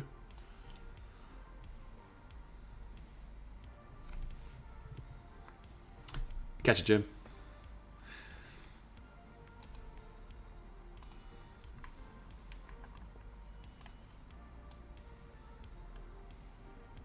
Yeah, perfect buyer's trap as well.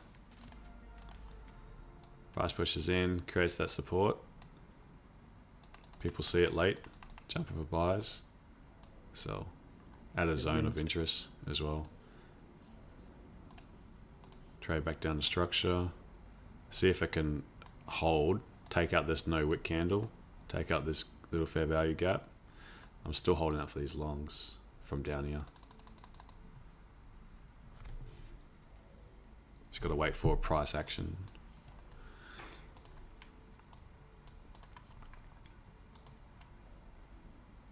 Looking, can you, on your 15-minute chart, can you just lift that up a little bit? Yep, that'll do. We still haven't, obviously, the Asian low, but all of that support, that trend line liquidity that was built up through there. So this double bottom on the Asian support hasn't been taken, nor is this imbalance. No, what do you call it? Golfing candle wick hasn't been taken. All of this trend line liquidity hasn't been taken. Like, it could sweep down. Yeah, it could overshoot. Still got a lot of imbalance down there. Yeah, I like the buys from underneath the Asian low. This is where I was hoping we're going to get that sweep initially. Yeah, this pullback here, I thought we might have got it before it found some support to push back up again, but yeah.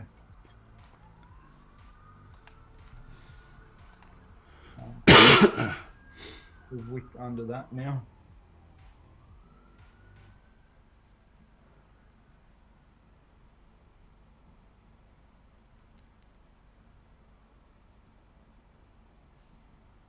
So Hayden, a story for us regarding cars is that we had one child and the car broke down. So we went and bought a new one, and we went and bought a Honda Civic, but we knew that we were going to have 3 kids. The second one was on its way, and we knew we were going to have a third one. Yeah. And we asked Honda, can we fit 3 seats across the back here? And they said yes. When it got time to have the third kid, the RACT wouldn't sign off on it. Oh yeah? On the third, having 3 seats right next to each other. Yeah. So we had to go and buy another car. What? So is it the rule that you can't have 3 next to each other, or is it the size of the car you couldn't have 3?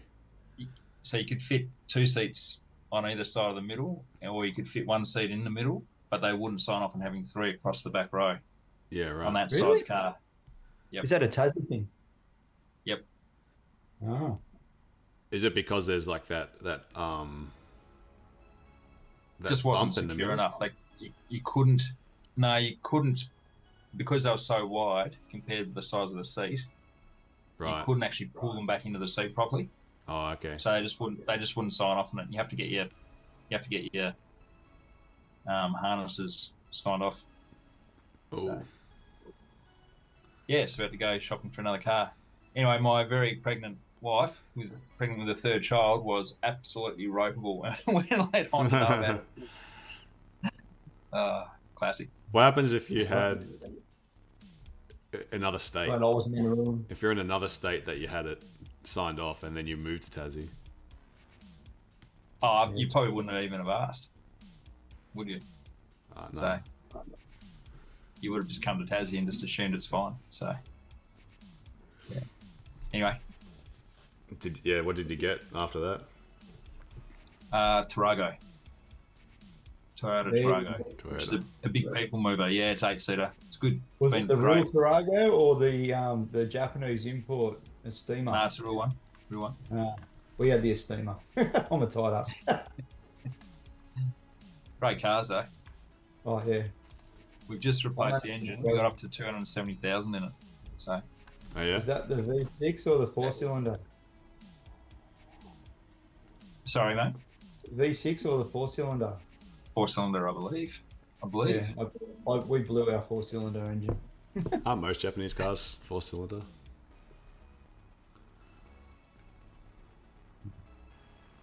I don't know. I've never even thought about it. I just don't drive it, so yeah. Anyway, it's been a great car though. Yeah. Yep. That's what you want. You want a car at least does a couple hundred. Yeah. They're shocking. They're shocking purchases.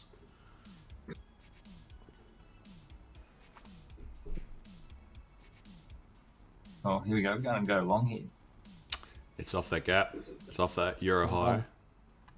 I'm in that. Well, just a very small target for me, just this sucker here. Based on these candles that have formed, I would expect another push down.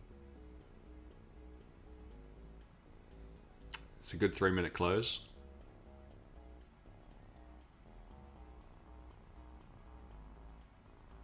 $30-minute closed as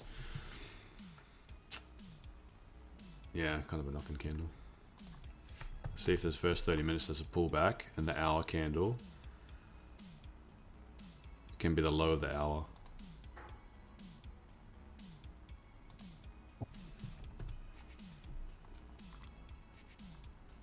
Yeah, Sarah, 4 children. Yeah. As soon as you get to 6 people, it's a problem, isn't it? In everything, especially travel. Travel is awful. Wow. Even 3 kids. When you need to get a taxi, it's now you got to get 2. Well, that can be painful. I was watching Home Alone over Christmas. I was thinking like As you do every year, the rest of your life. I mean, because of my age, we're not going to have more than, like, we're going to try for a second, and then that'll be it. How old are you, mate? 39. All right. Yep. That'll do me for that long. Can I ask how old your wife is? 38. 38, yep. We've just had a nephew born today into the family. Oh, yeah? Congrats. 40-year-old mum and a 43-year-old dad. Oh, so, yeah? They're their first? Either, yeah, the first, probably their last. So. Yeah, it gets, like, we met each other 7 years ago. But then, like, I'd just moved to the UK, but then I moved back to Australia, so we did, like, long distance for a while. And then we met like every 3 months traveling somewhere around the world, like somewhere halfway, or then spent like 6 weeks in UK, and then she'll come spend 6 weeks in Australia. But then when I moved over here, that was when, like, it was a slow start to the relationship. So then we started talking about kids and like getting married and everything. It was, you start getting old. And like, yeah. It's not an old number, but then when you think about when you're fully developed, like in your 30s, that's when you have the best relationship, I think, with your kids. There's always that sort of rough, from not my personal experience, but from what I'm seeing is like even my relationship with my parents changed when I got to like my later 20s.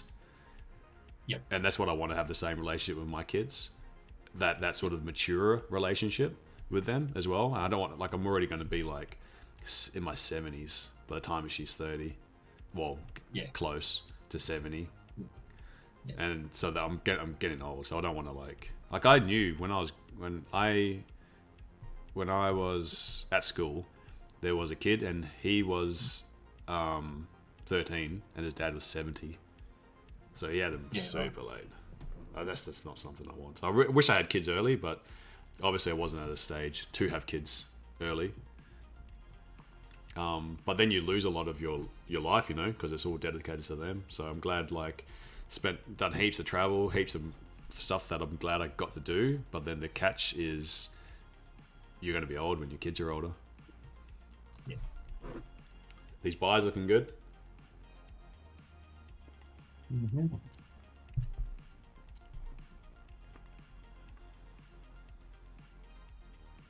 Yeah, there's pros and cons on both sides. Yeah, what I'm hoping is, have you seen that there's this guy, this is controversial.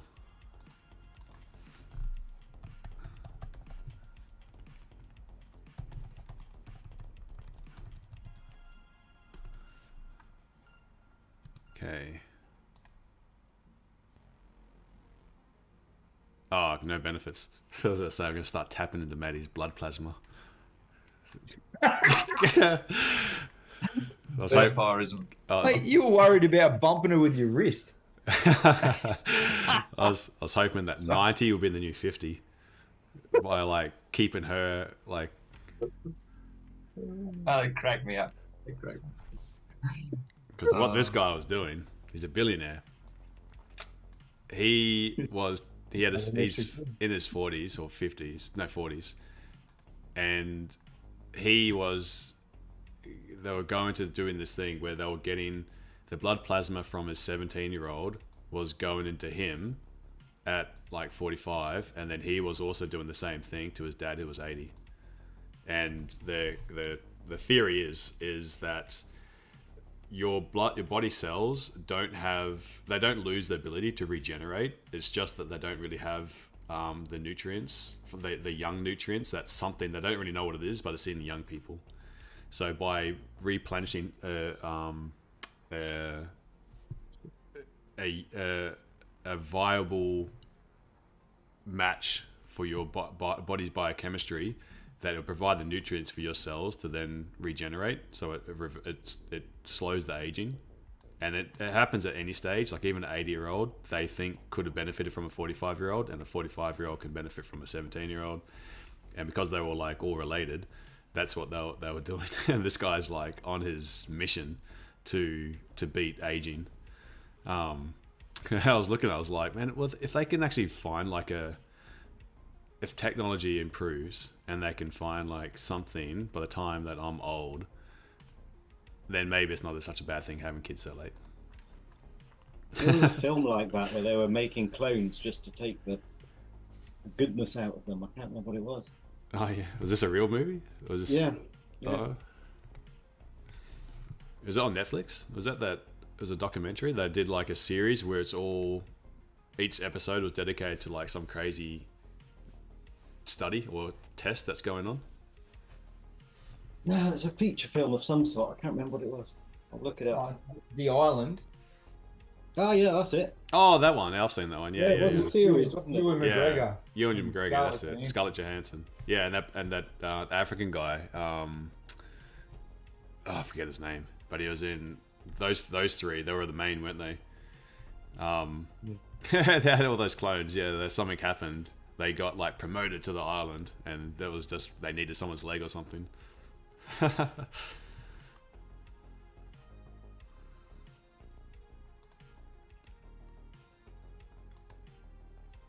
All right, come on, push.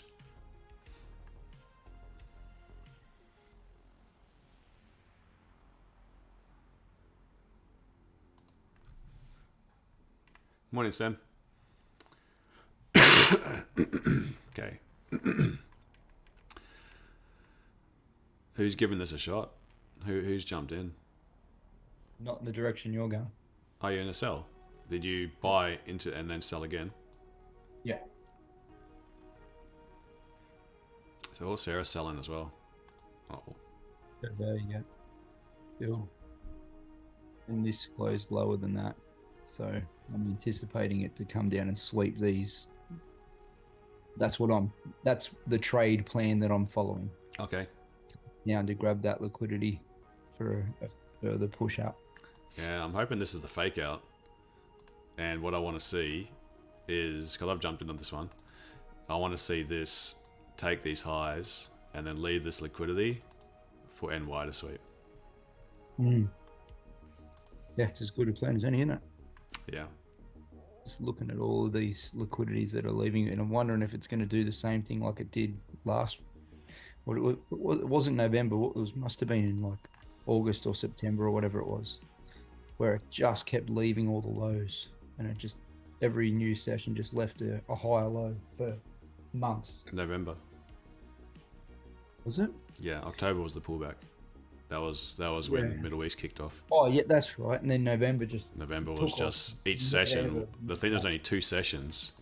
I think there was only 2 sessions in November which broke a low. Yeah, it was ridiculous. There's just liquidity left everywhere.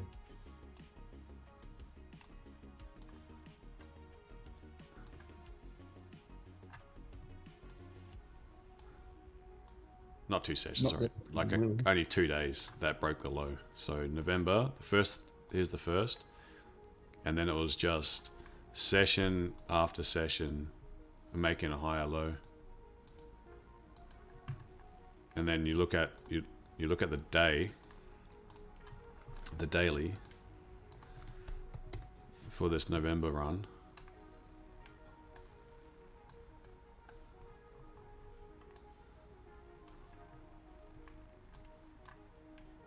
You only had 2 days, I believe it was only 2 days. So November 1st is here.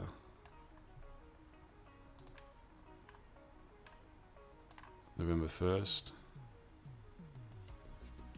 November 30th. So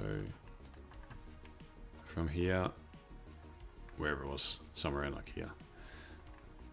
So you've got all high lows. So this, 2 days made a lower low, sorry, and then it was all high lows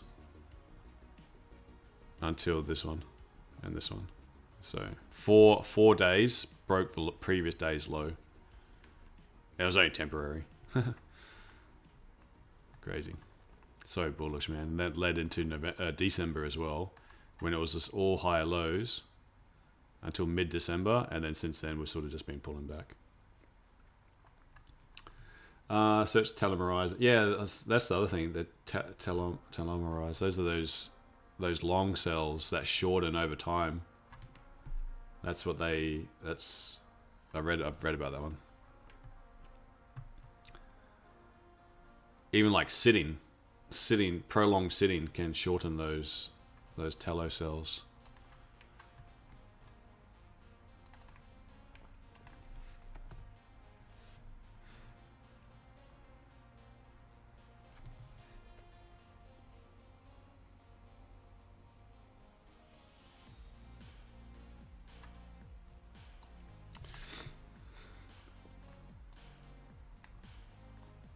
All right, I want to see what works out here. Who's going to win, the sells or the buys?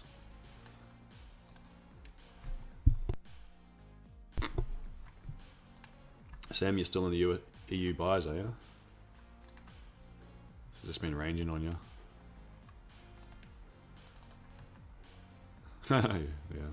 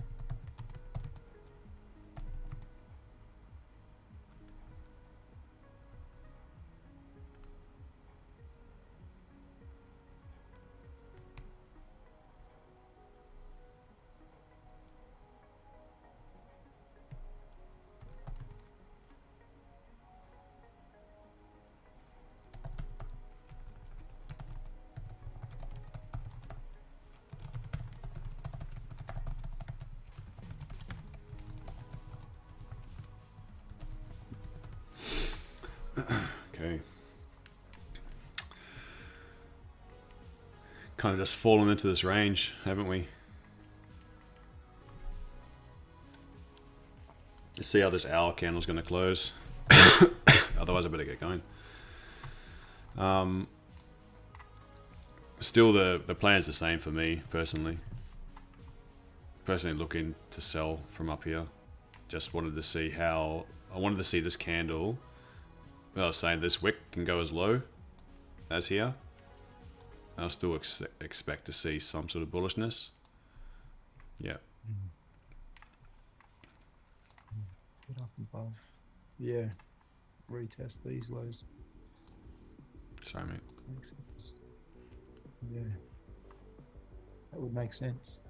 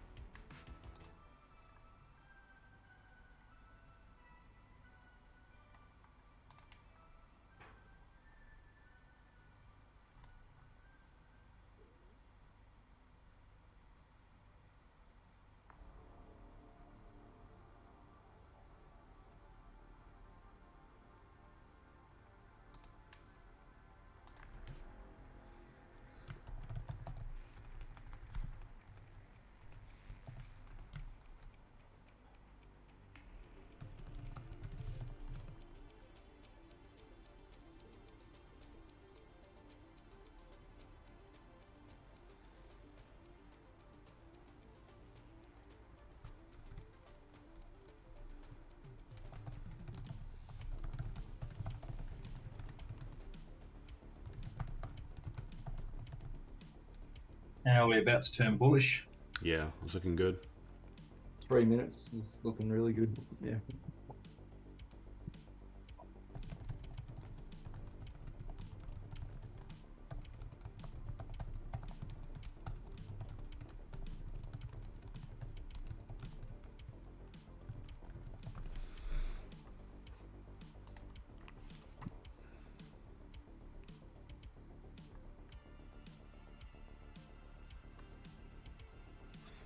Okay, come on. Been ranging long enough. What I don't want is this hour candle to close like a doji like this. I'd like to see it at least have some sort of stronger body.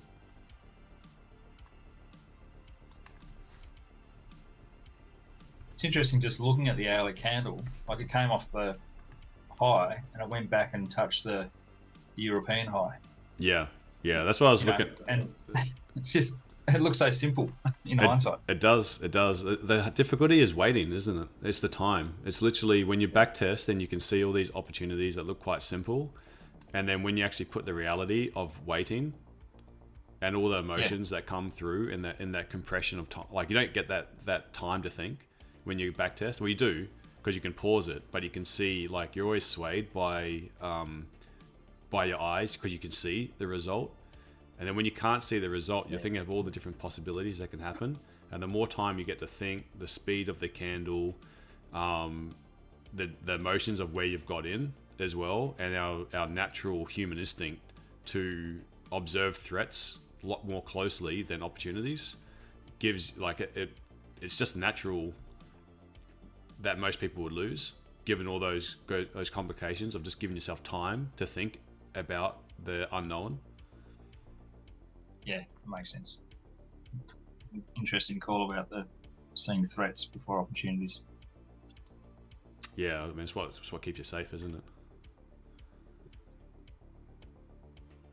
Not as a trader, but for human evolution. Yeah, yep. Protect your offspring, etc. Yeah. Watch for the bees instead of getting the honey.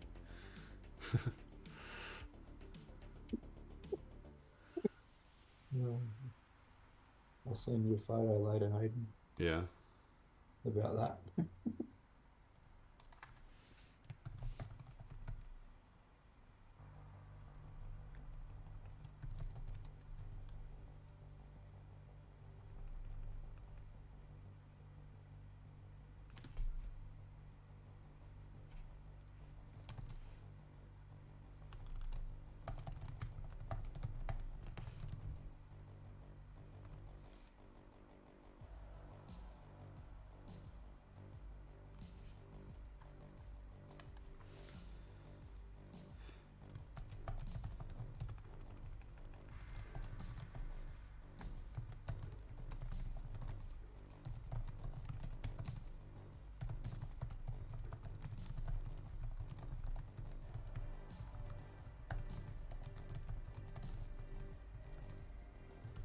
More of that.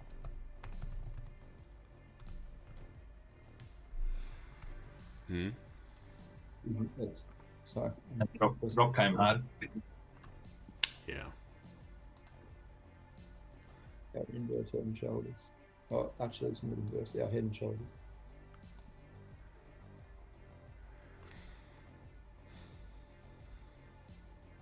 We feel back out now.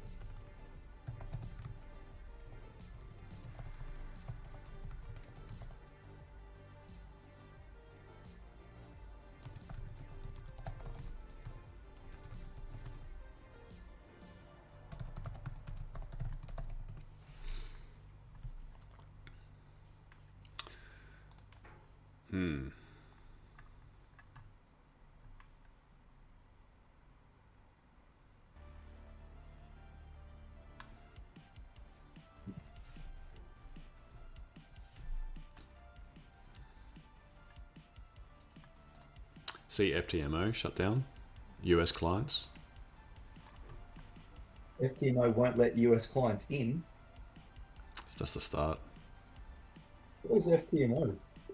Where are they? Yeah, where are they? Czech, I think. Czech Republic. Czechia. They've been around for quite some time. Yeah, it's to do with this SEC, I believe, because it's illegal for, like, they not legal, but they put a lot of restrictions on how US clients can trade leveraged assets, and so, like, to get around it, you go through a prop firm that allows it, so you can trade them like your S&P 500 and stuff like that. Because if you've got if you're a US client in a US regulated broker, you don't have access to some of these assets to trade. They'll have like derivatives of, but then some of the ones that you can trade via the prop firms that we see, US clients on US regulated brokers don't allow that. And now it looks like they've cottoned on to it, so they're starting to restrict these prop firms. So they're looking like they're taking out some of the bigger ones to scare off the smaller ones. So obviously FTMO they must be made aware of some things, so they decided to pull from the US market. But you know, Australia and UK are pretty highly regulated as well, and they often these guys will follow suit with the US.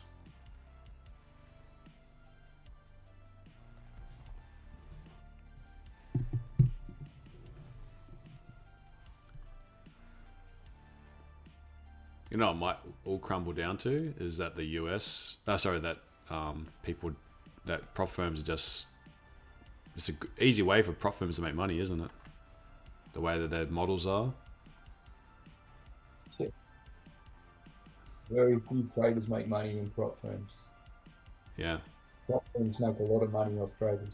Yeah, so eventually if these guys shut down, people are going to be like, oh, got to build a small account again. Yeah.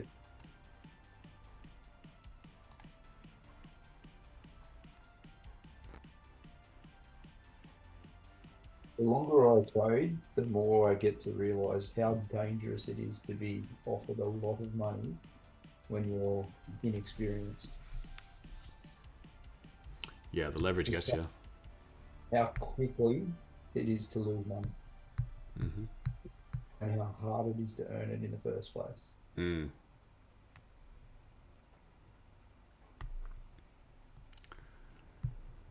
It's incredible leverage as a selling tool when you're given that kind of opportunity as well. Yeah, you see it as a shortcut. Yeah.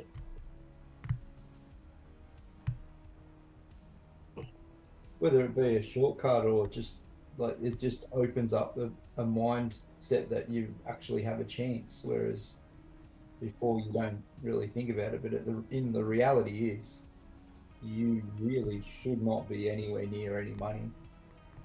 Not for the first stages, no. No. You need to, if you've got the discipline to trade on the demo account and like learn how the markets work first, without putting, like, you've got to learn the emotional side of losing, because that plays a massive part to be able to get comfortable losing, not let it affect your performance. The only way to do that is trade with real funds, but most people you get lured into trading before even knowing how the charts work. For understanding, like, you know, sessions or a valid strategy and how well you can execute on it. So it's all well and good like risking what you can, but a lot of people where they get in trouble is risking too much, and that's it's very easy to not understand those little traps. Guilty as charged. Yeah.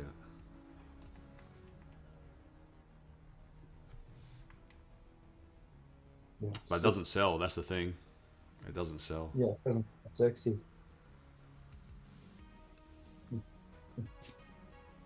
Come and teach how to trade, and then you can lose your own money. Oh no, we'll give you this huge account. Come and trade our funds.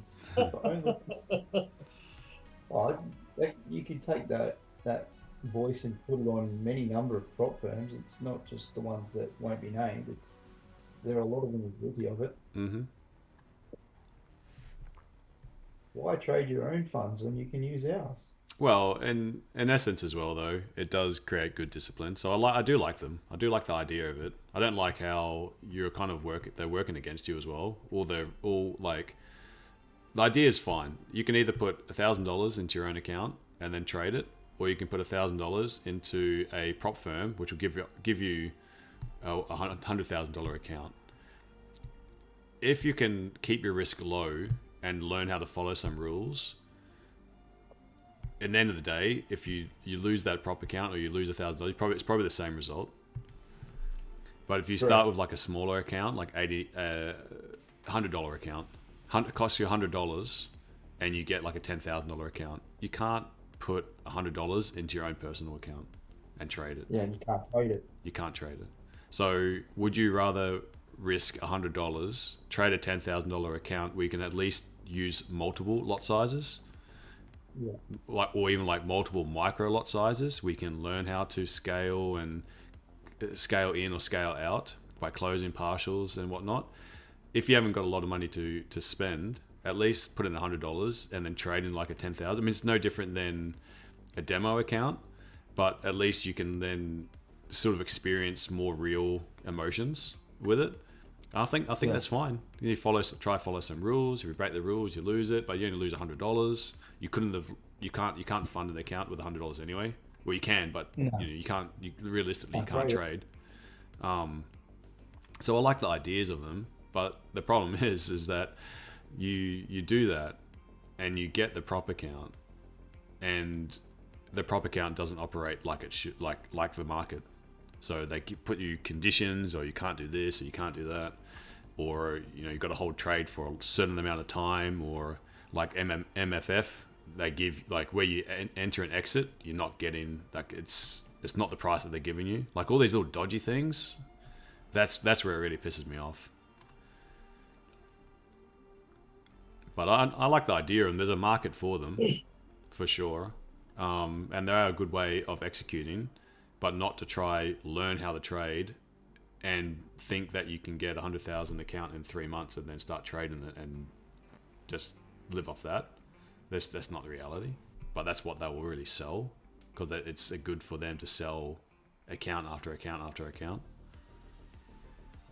Don't get me wrong, there are people who pass these challenges using a set strategy, and they will pass multiples of them. But you'll also see them, when that winning streak finally does wear off, they'll lose all their accounts. Yeah, then they'll lose your access to make money. Yeah, like that Paladin, he's just lost all of his accounts. Who? Have you seen? You might have heard of it. Paladin? Paladin. Is that his name? It's a weird spelling. 1.7. This guy? Yeah, he had millions and millions, and he lost heap of them because he was with MFF. So he lost those ones, obviously not of his own fault, but then he's just had a bad run and had a heap of his accounts he lost as well. Oh, okay. He was like the pinnacle of prop firm traders. Oh, really? Never heard of him. He can, I'm sure he can do it again though, as long as he's pulled money from it. He did. He's pulled heaps out. Again, but like I said, he's the exception, not the rule. Yeah. I'm gonna have to go, guys. I've been going far too long. So the same idea. I'm just waiting for this range. I've got this position running still, and I'll look to even scale in if it drops and takes out this London low. I will scale into it. I've only got a small size running on it, so kind of just as concept, I really want to see price push up into this monthly level. That's where my targets are. So I'm willing to scale in all the way down, even to this Asian low, to push up. I know it's a wide stop loss. That's why I'm not really risking a whole lot at all, and I'm willing to scale into this one. So I'm willing to add risk to make it a normal trade. If we're closing underneath significantly under this Asian low, then I'll just say I'm wrong. But until that, I can see that price can come all the way down here, and I'd still like to hold that bullish bias until this monthly level. From there, then I'll look to sell from up here. All right, but we're really stuck in this range, and I've got to go take care of some things. So that's the idea. See how it plays out. I'll do a review later on. I'll see for New York as well, for those that are still around. All right. Good on you, champion. Well, I'll scoot. Take care, guys. For Thanks, ones I mate. don't see in New York, we've got the study session tomorrow. If you guys can give the stream on YouTube a like, that'd be really helpful. Trying to get momentum on that again. Yep. Alrighty. What time's New York, mate? It will be. I'll start streaming around 2:15 UK time, so that's like 1:15 your time, AM. 1:15 a.m. Yep. Yeah. Yep. All right. I don't reckon I'll make that. Yeah, not many people. Only like 3 or 4 people have been making it, to be honest. So, yeah. All right. Thanks, mate. Thanks, guys. Thanks, all. Alrighty. Yeah. Bye. Awesome. Thanks, Hayden. Welcome.